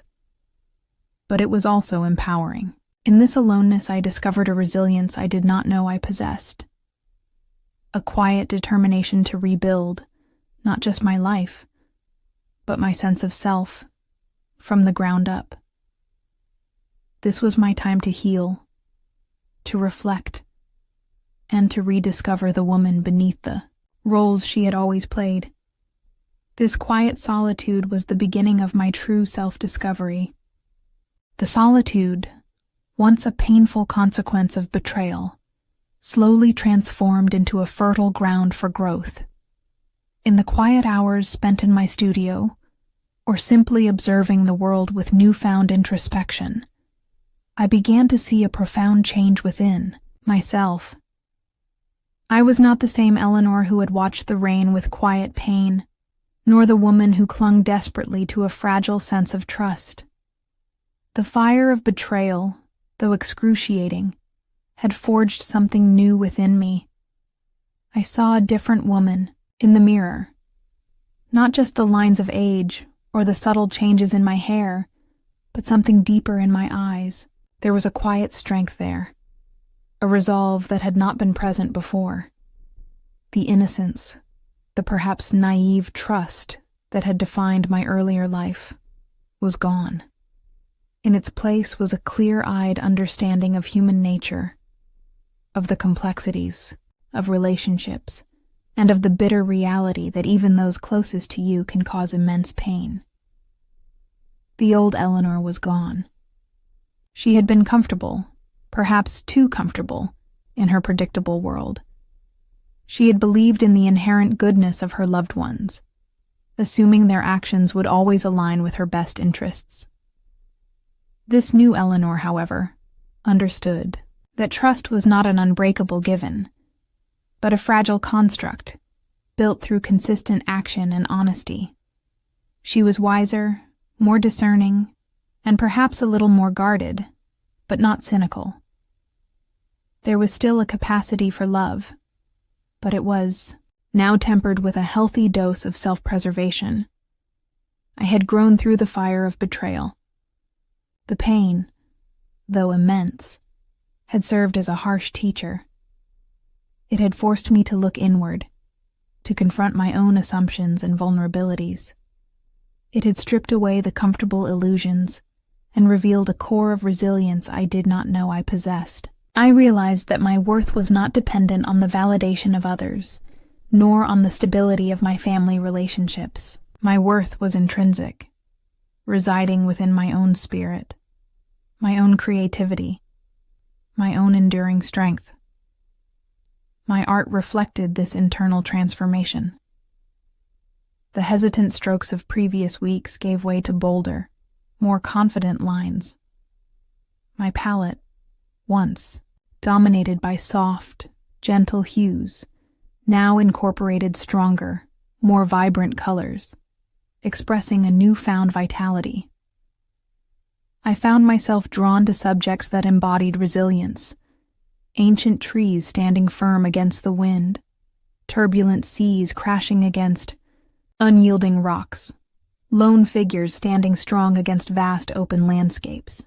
Each painting was a testament to my own journey, a visual representation of my emotional maturity. The understanding that I was different now was not a moment of sudden revelation, but a slow, dawning awareness. It was in the way I carried myself, with a newfound straightness in my posture. It was in the quiet confidence that hummed beneath my calm exterior.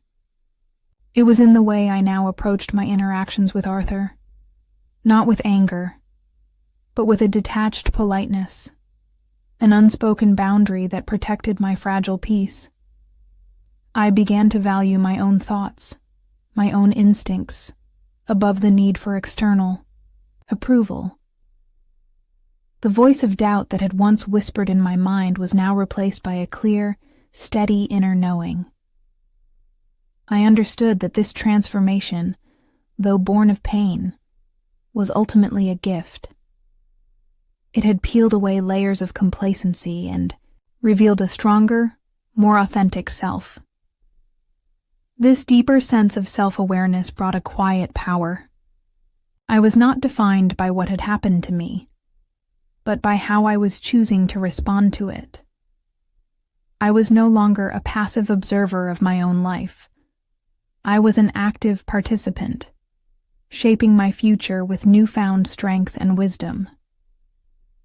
The old Eleanor, who might have crumbled under such a blow, had been replaced by a woman who, though scarred, stood taller, clearer, and more truly herself than ever before.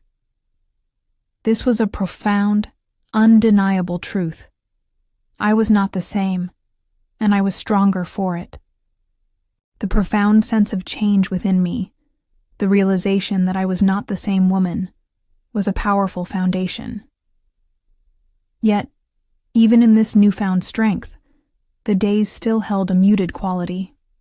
The air was clearer, the pain less sharp, but a certain vibrancy was missing. Then, unexpectedly, a small light appeared, a tiny flicker of hope that pierced through the lingering shadows. It happened on an ordinary Tuesday morning. I was in my studio, not actively painting, but sorting through old canvases, contemplating new ideas. I found a landscape I had painted years ago, a scene from a trip to the coast, full of soft blues and greens. It was a pleasant painting, but it lacked the depth, the raw emotion that my recent works now held. As I considered reworking it, my gaze fell upon a small framed piece resting on a lower shelf. It was a miniature, a quick sketch I had done, of a single vibrant poppy, its scarlet petals almost leaping from the canvas. I remembered painting it, a moment of pure, unadulterated joy on a sunny afternoon. It had been a gift for Sarah, but I had never given it to her. It was simply a moment of pure inspiration, captured quickly. As I looked at it now, a genuine smile touched my lips. Not a forced smile, not one born of politeness, but a spontaneous, soft curve that reached my eyes. It was a smile I had not seen on my own face in what felt like an eternity. A tiny spark began to glow within me. This simple act of recognizing beauty, of feeling a flicker of that old pure joy, was a revelation. It was a testament that creativity, the wellspring of my being, was not extinguished. It had been dimmed by sorrow, but it was still there, waiting to be rekindled. Later that week, I received an email, quite unexpectedly. It was from a small local gallery I had approached months ago, before the upheaval in my life. They were preparing for a group exhibition featuring local artists and wanted to know if I was still interested in participating. They mentioned they particularly liked the images of my recent, more abstract pieces that I had sent them. My heart gave a small flutter. The idea of exhibiting my new work, the paintings that spoke of my journey, felt both terrifying and exhilarating. These were not the gentle landscapes. These were raw, honest expressions of my soul. But the fact that someone saw value in them, that they resonated with another human being, was a profound encouragement. I felt a warmth I had not known in a long time. It was not a grand, sweeping feeling of happiness, but a quiet, steady glow. It was the warmth of being seen, of being recognized for my authentic self, for the art that now poured from my depths. This small light, this external validation, was a reminder that the world outside my pain still existed, and that it held opportunities for growth and connection. This small moment of hope was a turning point.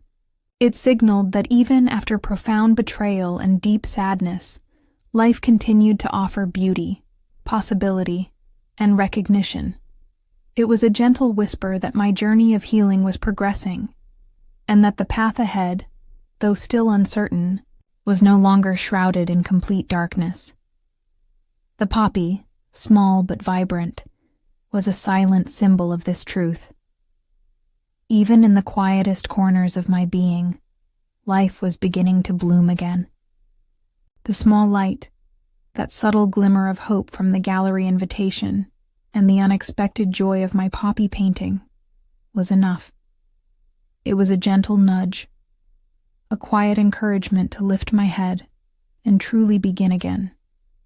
The pain of the past was still a part of me, a deep scar, but it no longer defined every moment.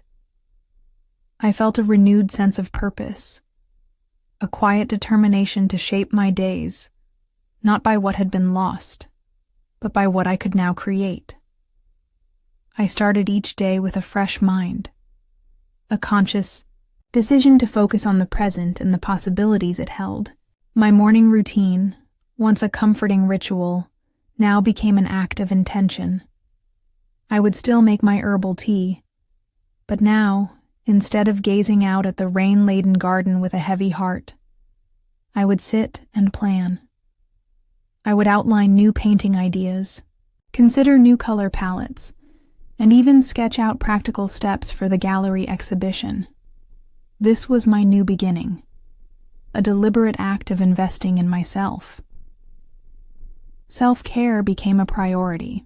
I started taking longer walks in the mornings, breathing deeply, feeling the cool air invigorate my lungs.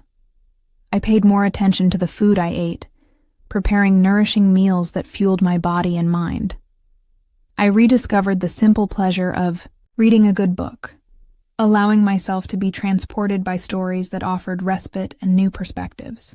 These were not grand gestures, but small, consistent acts of kindness towards myself, acknowledging my worth and my need for healing. My art studio became a vibrant hub of activity once more.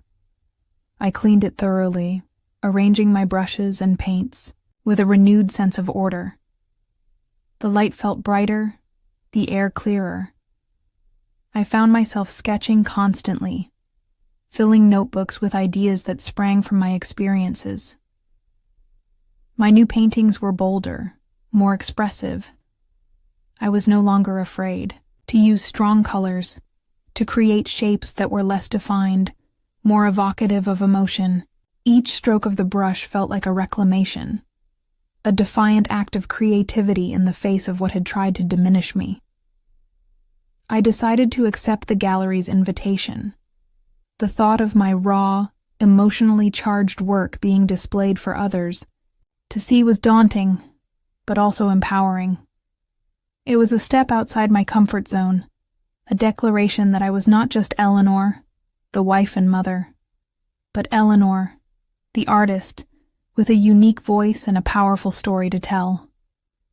This decision felt like a significant commitment to my own journey of self-discovery and growth.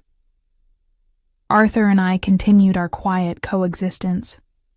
The tension between us was still there, an unspoken weight, but it no longer consumed my every thought. I maintained a polite distance, focusing my energy on my own path. I was building something new for myself, a life rooted in my own passions and resilience, independent of the fractured family dynamic. This period of beginning again was a time of quiet dedication. There were no dramatic breakthroughs, no sudden epiphanies. It was a slow, steady process of rebuilding, piece by piece. Each small step, each deliberate choice to nurture myself and my art, was a testament to my burgeoning strength. I was planting new seeds, not in the garden, but within my own spirit, trusting that with care and patience, they would blossom into a future I could truly call my own. My focus on beginning again, on cultivating my own peace and creative renewal, had created a new kind of quiet in my life. It was a silence born of self-sufficiency, not despair. I was rebuilding my world, piece by piece, and the walls of my studio, filled with my new, stronger art, felt like a safe haven. This newfound calm, however, was about to be tested. The tension rose subtly, a faint ripple disturbing the tranquil surface of my days. It began with a text message from Clara. It was not an apology, not directly, but a tentative inquiry about my well-being. "Mother, how are you? I hope everything is all right." The words seemed innocent enough, but I could feel the underlying current, a probing, cautious attempt to reconnect after the silence. I hesitated. My finger hovered over the keyboard. A part of me, the old Eleanor, longed for the simple days when such a message would have brought immediate comfort. But the new Eleanor, the one forged in the fire of betrayal, felt a wary instinct. I did not reply immediately. Then came the calls. First from Clara, then, more surprisingly, from Arthur. He would call when I was in my studio, leaving short, somewhat strained messages. "Eleanor, I hope you are doing well. Just checking in." His voice held a note of discomfort, a polite concern that felt hollow given the chasm between us. I did not return his calls either. My phone, once a source of cheerful connection, now felt like a buzzing intruder, threatening my carefully constructed peace. Clara decided to visit again, unannounced. I was in my garden, pruning a rosebush, lost in the rhythm of the task. I heard the familiar sound of her car pulling into the driveway, and my hand froze, the pruning shears still in midair. My heart gave a small, unwelcome lurch. I was not ready. She walked towards me, her usual bright smile less confident than before. "Mother," she said, her voice softer than I remembered. I was in the area, and I thought I would stop by. I straightened up, turning to face her. My expression, I hoped, was neutral. "Clara, that is unexpected." She fidgeted slightly, something I rarely saw her do. "Yes, well, I have been thinking about things. About us." Her eyes met mine, and I saw a glimmer of something I could not quite place. Perhaps regret, perhaps a plea for understanding. She spoke haltingly about the pressures of her work, about the competitive world she navigated. She implied that sometimes one had to make difficult choices, that the path to success was not always straightforward. She spoke of her project, still with an air of pride, but this time without the overt boastfulness. She did not mention my old idea directly, did not offer an apology. Her attempts to come back felt like a gentle test, a tentative dipping of her toe into the waters of our fractured relationship. Arthur, too, began to subtly try to bridge the distance. He would leave small tokens, a freshly brewed cup of my favorite, tea on my studio desk, a new book he thought I might enjoy placed on my bedside table. He would try to engage me in conversation during meals, about my art, about my day, but his efforts felt strained, almost like a performance. He was trying to come back, to rebuild something, but without acknowledging the very thing that had broken it. I hesitated. A part of me still longed for the familiarity of our old life, for the ease of their presence. But the stronger part, the part that had learned to trust its own instincts, was wary. Their attempts to reconnect felt conditional, a desire to smooth things over without truly addressing the core issue. The tension rose, a subtle but undeniable pressure to open the door I had so carefully closed. I was different now, and their return, however tentative, required a response from this changed woman. The quiet attempts from Clara and Arthur to re-enter my world were like gentle tides lapping at a newly built shoreline. They nudged, they whispered, they hinted at a return to normalcy. But the shoreline, the Eleanor who stood upon it, was no longer soft sand. It was rock, reshaped and hardened by the very forces that had once sought to erode it. I was different now, and my responses, calm and measured, reflected this profound change. When Clara visited, I did not react with anger, nor did I embrace her with the unconditional warmth of the past.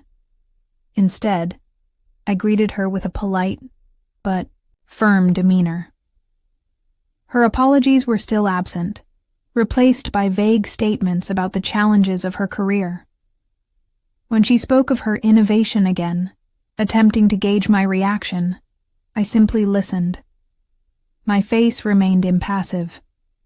I offered no affirmation, no validation of her claims. "I understand that the business world is complex, Clara," I said, my voice even, devoid of any emotional charge. "And I wish you well in your endeavors." The words were true, but they were delivered with a detachment that created an unspoken boundary. There was no longer a desperate plea for understanding, no lingering hope for an admission of guilt. I had accepted the truth of their actions, and that acceptance gave me power. She seemed to sense this shift. Her usual confident posture seemed to deflate slightly. The bright, ambitious glint in her eyes was replaced by a hesitant uncertainty. She tried to engage me in small talk about my garden, my art, but I offered only brief, factual answers. The easy flow of conversation that once defined our relationship was gone, replaced by a careful dance around the elephant in the room. My responses to Arthur were equally measured. When he left me tea, I would simply acknowledge it with a quiet, "Thank you, Arthur," nothing more. When he tried to draw me into conversation about the day, I would answer politely but keep my sentences short, offering no opening for deeper discussion. There was no resentment in my voice, no overt coldness, simply a quiet assertion of boundaries. I responded with maturity and self-awareness. The old Eleanor might have wept, or raged, or perhaps even pretended everything was fine, hoping to smooth things over, but this new Eleanor understood that true healing required honesty, even if that honesty was silent. I was no longer seeking reconciliation at any cost. I was seeking my own peace, my own integrity, and that meant holding them accountable, not with words, but with a quiet, unwavering stand. I realized that their attempts to come back were, in a way, about their own comfort, about assuaging their own guilt. They wanted to return to a state where I was simply Eleanor, the understanding wife and mother, who would overlook their trespasses. But I could not be that woman anymore. The cost was too high. This quiet assertion of my transformed self was not easy. There were moments when the old longing for connection would stir, moments when I wished I could simply melt into the familiar embrace of family life. But I remembered the cold sting of betrayal, the long nights of silent pain, and I held firm. My peace was too precious to compromise. I was different now. The betrayal had taught me the painful lesson of self-preservation, of protecting my own emotional well-being. It had given me the strength to stand firm, to define my own terms, and to respond not from a place of reaction, but from a place of deep, settled self-awareness. This was my quiet power, a testament to how far I had come, and a clear signal that the path forward would be on my terms, and on my terms alone. The quiet, firm boundaries I had established were not just a reaction. They were a deliberate choice, a powerful act of self-love. I had chosen myself. This decision was not made in anger or bitterness, but in a profound and peaceful understanding of my own worth. It was a recognition that my well-being, my inner peace, was not negotiable, and that I had the right, and indeed the responsibility, to protect it. The process of choosing myself meant acknowledging that the familiar comforts of the past, the easy dynamics of my family, were no longer healthy for me. It meant accepting that while love might still exist, trust had been irrevocably fractured. I could not, and would not, sacrifice my authentic self for the sake of maintaining a false facade of harmony. This peaceful but powerful decision manifested in many ways. I continued to engage with Arthur and Clara when necessary, but always on my terms. If Clara tried to steer the conversation back to her patent, I would gently, but firmly, redirect it to a more neutral topic, or excuse myself. There was no argument, no raised voices, just a quiet assertion of my unwillingness to participate in a conversation that was built on a foundation of deceit. Arthur, too, encountered this new, unyielding boundary. He would attempt to bridge the silence with small gestures, but I did not allow them to erase the truth of his complicity. My responses were polite, acknowledging his actions, but not inviting a return to our former intimacy. I would thank him for a cup of tea, but I would not linger for conversation. I would discuss household matters, but I would not share my thoughts or feelings about my art or my inner world. This quiet, unwavering stance was not punitive, it was protective. It was about creating a safe space for myself to heal and to grow. I understood that reconciliation, if it were ever to occur, would require genuine acknowledgement and sincere remorse from them, something that had not yet been offered. Until then, my priority was my own peace. My days were increasingly filled with activities that nourished my soul. My art flourished, reflecting not just my pain, but my burgeoning strength and self-discovery. I spent more time reading, exploring new ideas, and connecting with Sarah, whose unwavering support was a constant source of comfort and validation. I rediscovered simple pleasures, a perfectly brewed cup of tea in the morning, the warmth of the sun on my skin, the vibrant colors of my garden. These small moments of joy, once overshadowed by my grief, now shone brighter, a testament to my deliberate choice to seek happiness from within. The feeling of choosing myself was deeply liberating. It was a realization that my happiness was not dependent on anyone else's actions or approval. It was a conscious act of autonomy, a quiet revolution within my own life. I was taking control, not by lashing out, but by calmly and consistently honoring my own needs and my own truth. This decision was not made lightly, but it was made with a profound sense of rightness. It was a peaceful assertion of my own value, a powerful declaration that I deserved respect, honesty, and true connection.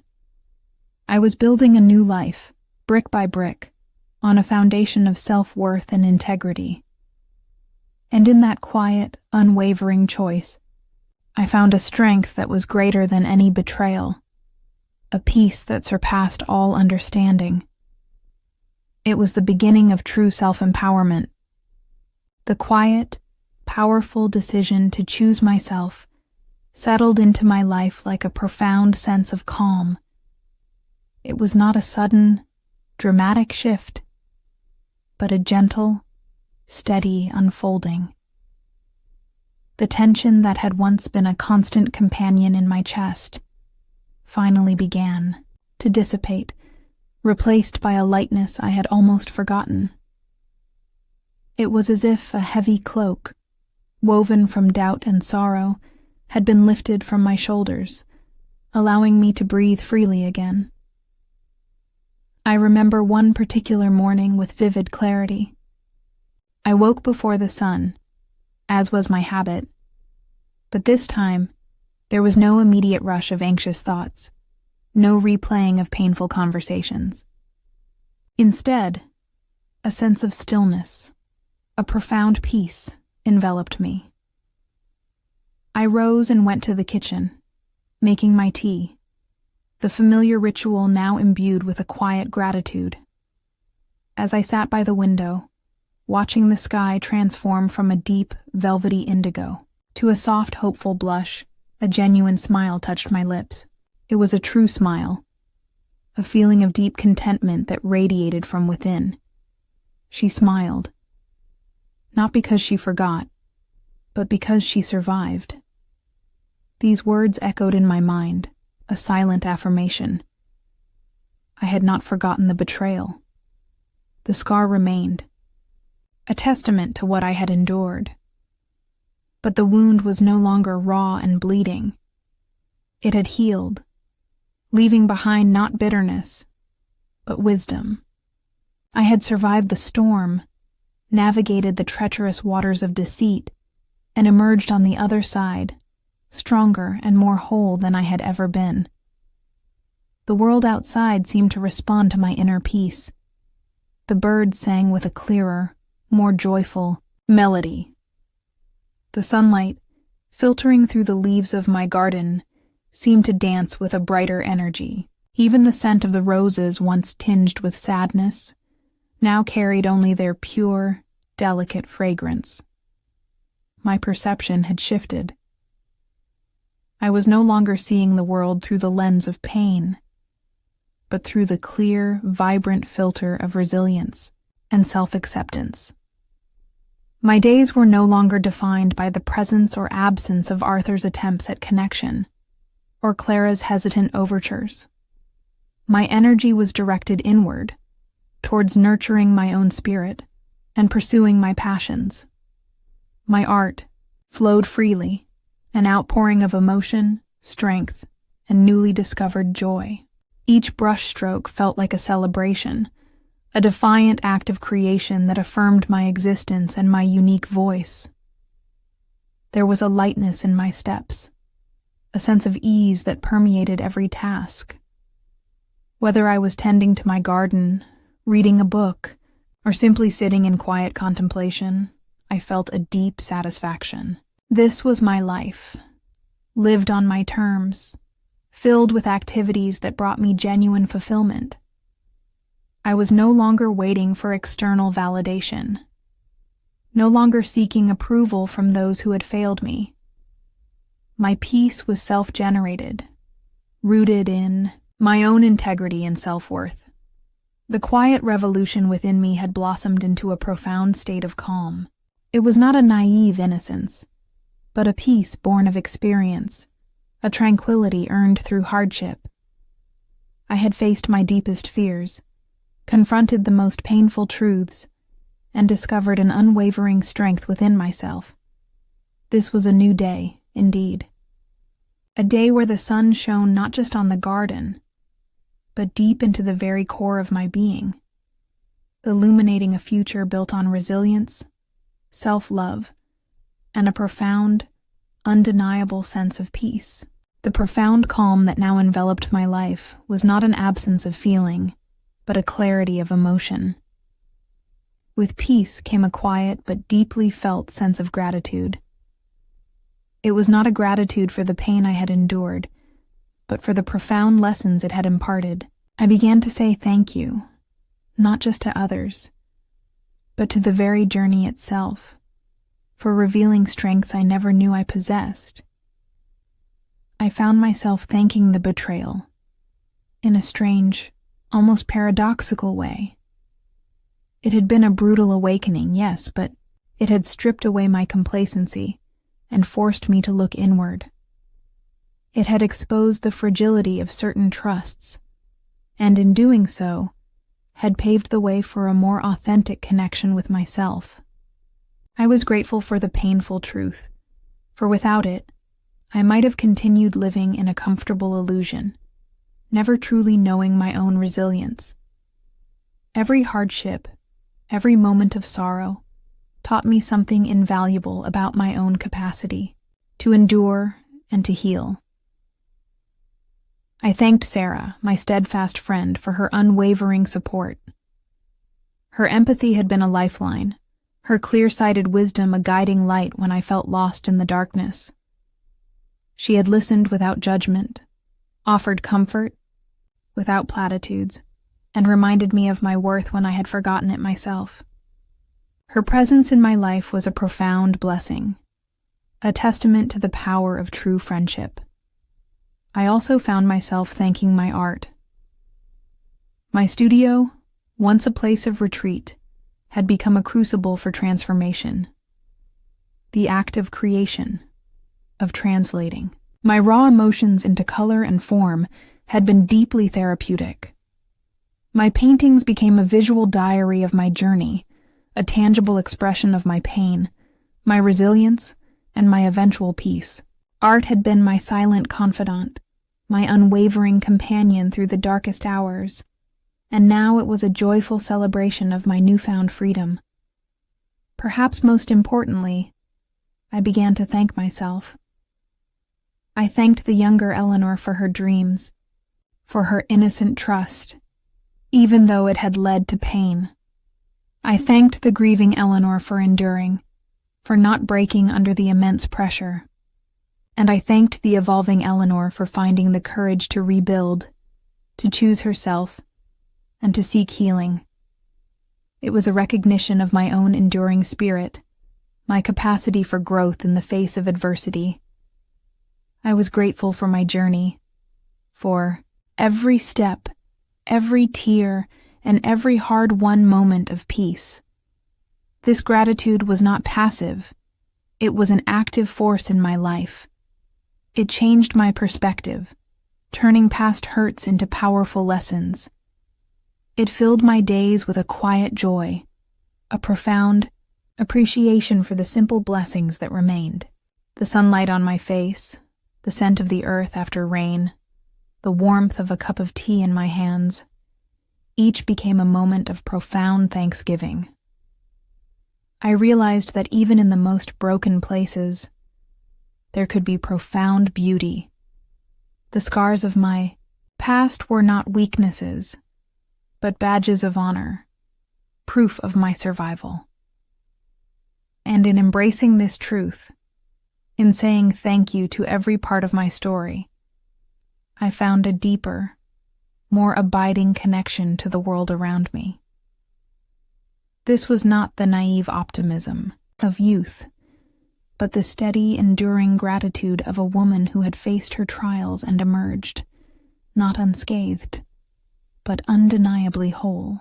The gratitude that filled my days was a powerful force, lifting the remaining shadows.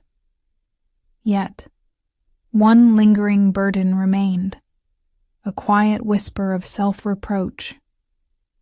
The guilt, the blame, the regret. I had blamed myself for being too trusting, for being too naive, for not seeing the signs earlier. This self-blame, though subtle, was a heavy chain that needed to be shed. The next crucial step on my journey was to forgive myself. I knew, intellectually, that their actions were theirs alone, not a reflection of my worth. Sarah had told me so, and I had come to believe it in my heart. But the emotional residue of self-reproach often clung stubbornly. It was the feeling that perhaps, if I had been smarter, more vigilant, this pain could have been avoided. I decided to confront this last vestige of internal conflict in the quiet solitude of my studio. I sat before a blank canvas, not to paint, but to reflect. I closed my eyes and allowed myself to revisit the moments where I had felt foolish, where I had blamed my own trusting nature. I saw the younger Eleanor, full of bright ideas and eager to share them with her loved ones. I saw the wife who believed implicitly in her husband's integrity. I saw the mother who celebrated her daughter's ambition without question. And then, I spoke aloud, softly at first, then with more conviction, to that younger, vulnerable self. "Eleanor," I whispered, "you did nothing wrong. You loved openly. You trusted fully. You shared your dreams from a place of purity and generosity. Those are not weaknesses. They are strengths." I reminded myself that to trust was to open one's heart. And while that opening could lead to pain, it was also the only way to experience deep connection and joy. I had not failed. I had simply experienced the darker side of human nature, a side I had been fortunate enough to avoid for most of my life.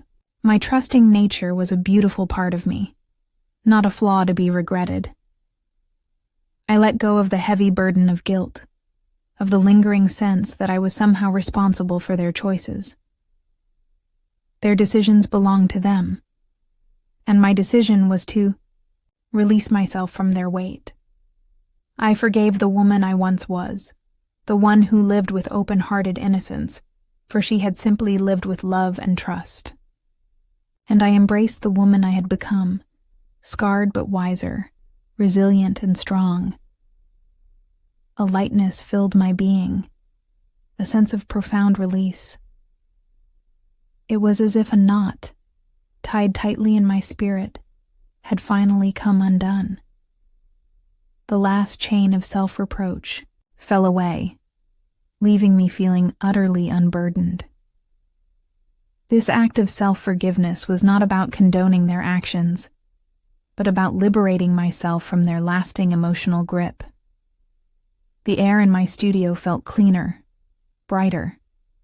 My art, now infused with this new lightness, seemed to flow with even greater ease.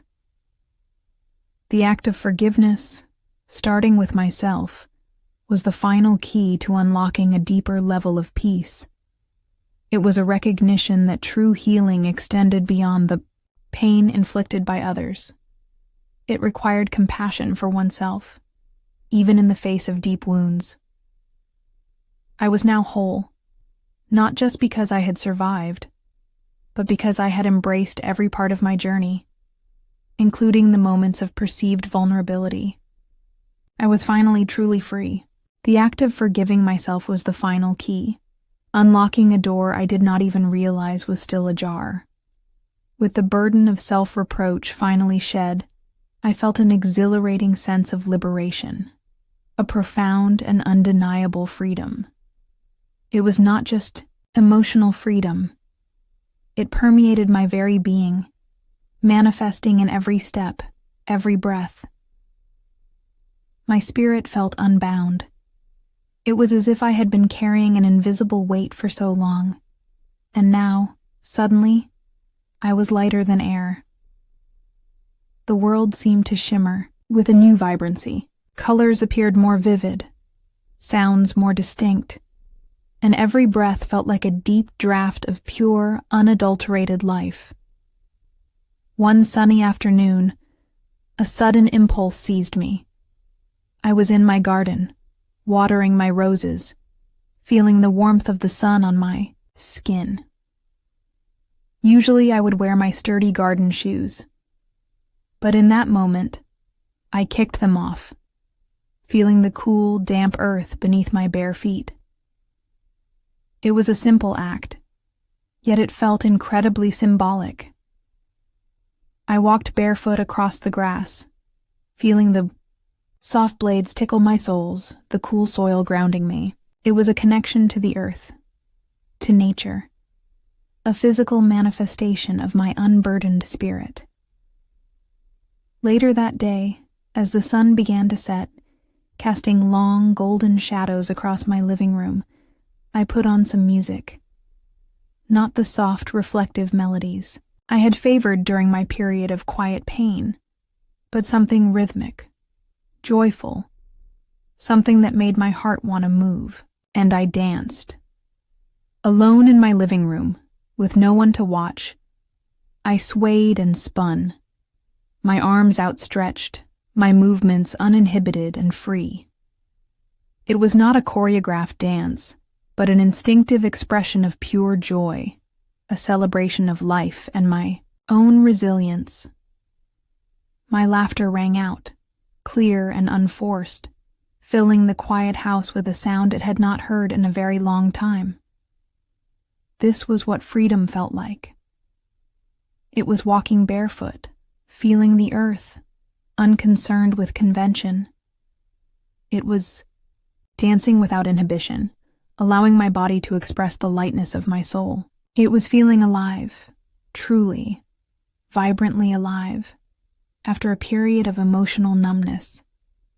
The past, with its betrayals and its pain, no longer held me captive.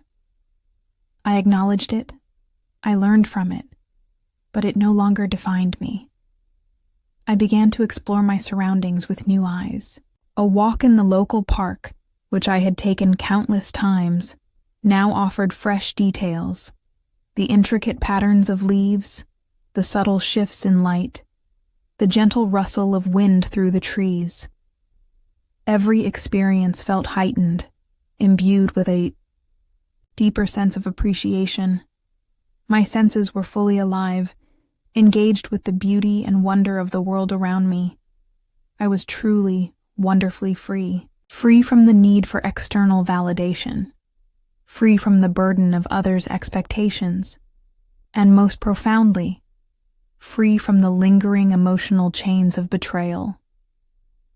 My peace was absolute, my joy unblemished. It was a testament to the fact that, even after the deepest wounds, the human spirit possessed an incredible capacity for healing and for finding profound joy again. This newfound freedom was not a fleeting emotion. It was a settled state of being, a joyous realization that the world, once a source of pain, was now a boundless expanse of possibility. The boundless feeling of freedom settled into a deep, unwavering certainty. The scattered pieces of my life had not just been put back together. They had been reforged into something stronger, something more truly aligned with my essence. I knew who I was, unequivocally and profoundly.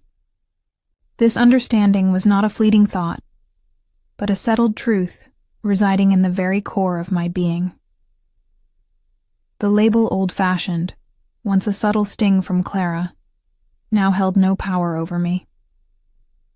It was merely a word, an external judgment based on a superficial perception.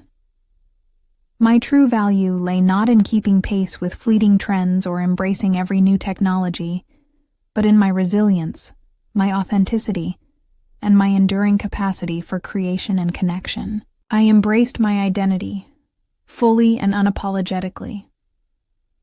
I stood tall, both literally and figuratively.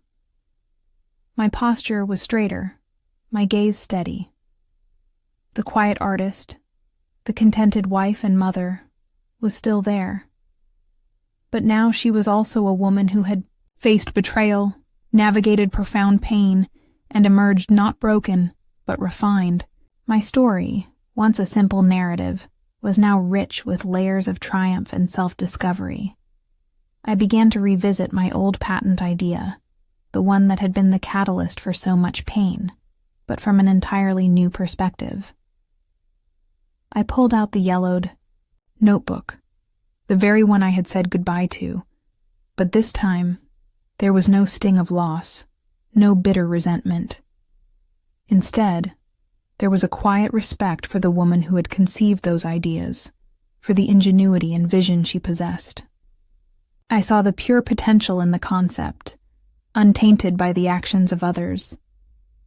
It was still a good idea, a valuable one, and it was undeniably mine.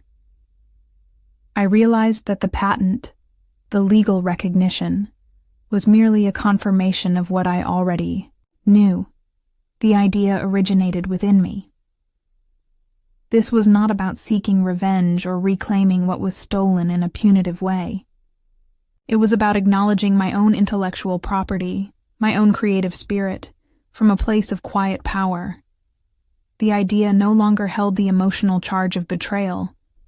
It was simply a testament to my own abilities. I understood that my worth as a creator was not dependent on whether others recognized or respected my contributions. It was inherent. I looked at Arthur and Clara with a new clarity. The intense emotional entanglement had lessened, replaced by a quiet detachment. I could see them as individuals, with their own flaws and ambitions, without my own peace being dependent on their actions or recognition. There was no longer a need for apologies or reconciliations on their terms. My forgiveness of myself had freed me from needing anything from them. My life was now truly my own. I was the architect of my days, the master of my inner landscape. My art flowed with a joyful abundance, my garden thrived under my care, and my connection with Sarah deepened into an unbreakable bond. I was living authentically, every choice aligning with my values and my newfound understanding of who I was. Knew who I was. I was Eleanor, a woman over 40, yes, but also a woman reborn, a woman of strength, wisdom, and unshakable inner peace. My past had shaped me, but it did not define me. My future was mine to create, guided by the clear, bright light of my own self-knowledge. My dear friend, if you are listening to these words, if any part of my story has touched your heart, then I want to share a final message with you. Life, as I have discovered, is a tapestry woven with both light and shadow, with moments of profound joy and unexpected sorrow. We often believe that our happiness depends on the unwavering loyalty of others, on the perfect harmony of our relationships. I certainly did. But sometimes, the most painful experiences are the ones that force us to look inward, to discover a strength we never knew we possessed. When the world as you know it shifts, when trust is broken, or dreams are seemingly stolen, it can feel like everything is lost. I felt that despair. I felt that confusion. I felt that quiet pain. Yet remember this: your own strength is truly remarkable. It lies not in how well you avoid pain, but in how gracefully you rise from it. It lies in your capacity to forgive, not just others, but most importantly, yourself. It lies in the courage to choose your own peace, to set boundaries, and to reclaim your own narrative. My journey has taught me that the greatest power lies within us. It is the power to define our own worth, to cultivate our own joy, and to walk our own path, even when it feels solitary. The labels others place upon you, the expectations they have, do not define who you truly are. Your identity is forged in your experiences, in your resilience, and in the quiet, unwavering truth of your own spirit. So, if you are facing a betrayal, a disappointment, or a loss that feels insurmountable, know that you are not alone. There is strength within you, waiting to be discovered. There is a quiet peace that is yours to claim. Trust your instincts. Listen to that inner voice, and know that every challenge you overcome adds another layer to your wisdom, another brushstroke to the masterpiece of your own life. Embrace your story, every part of it, the triumphs, the heartbreaks, the moments of profound growth. For it is all of this, the sum of your experiences, that makes you uniquely, powerfully, and beautifully you. You have within you everything you need to heal, to rebuild, and to live a life filled with purpose and genuine joy. Go forward, my friend, with courage and with peace.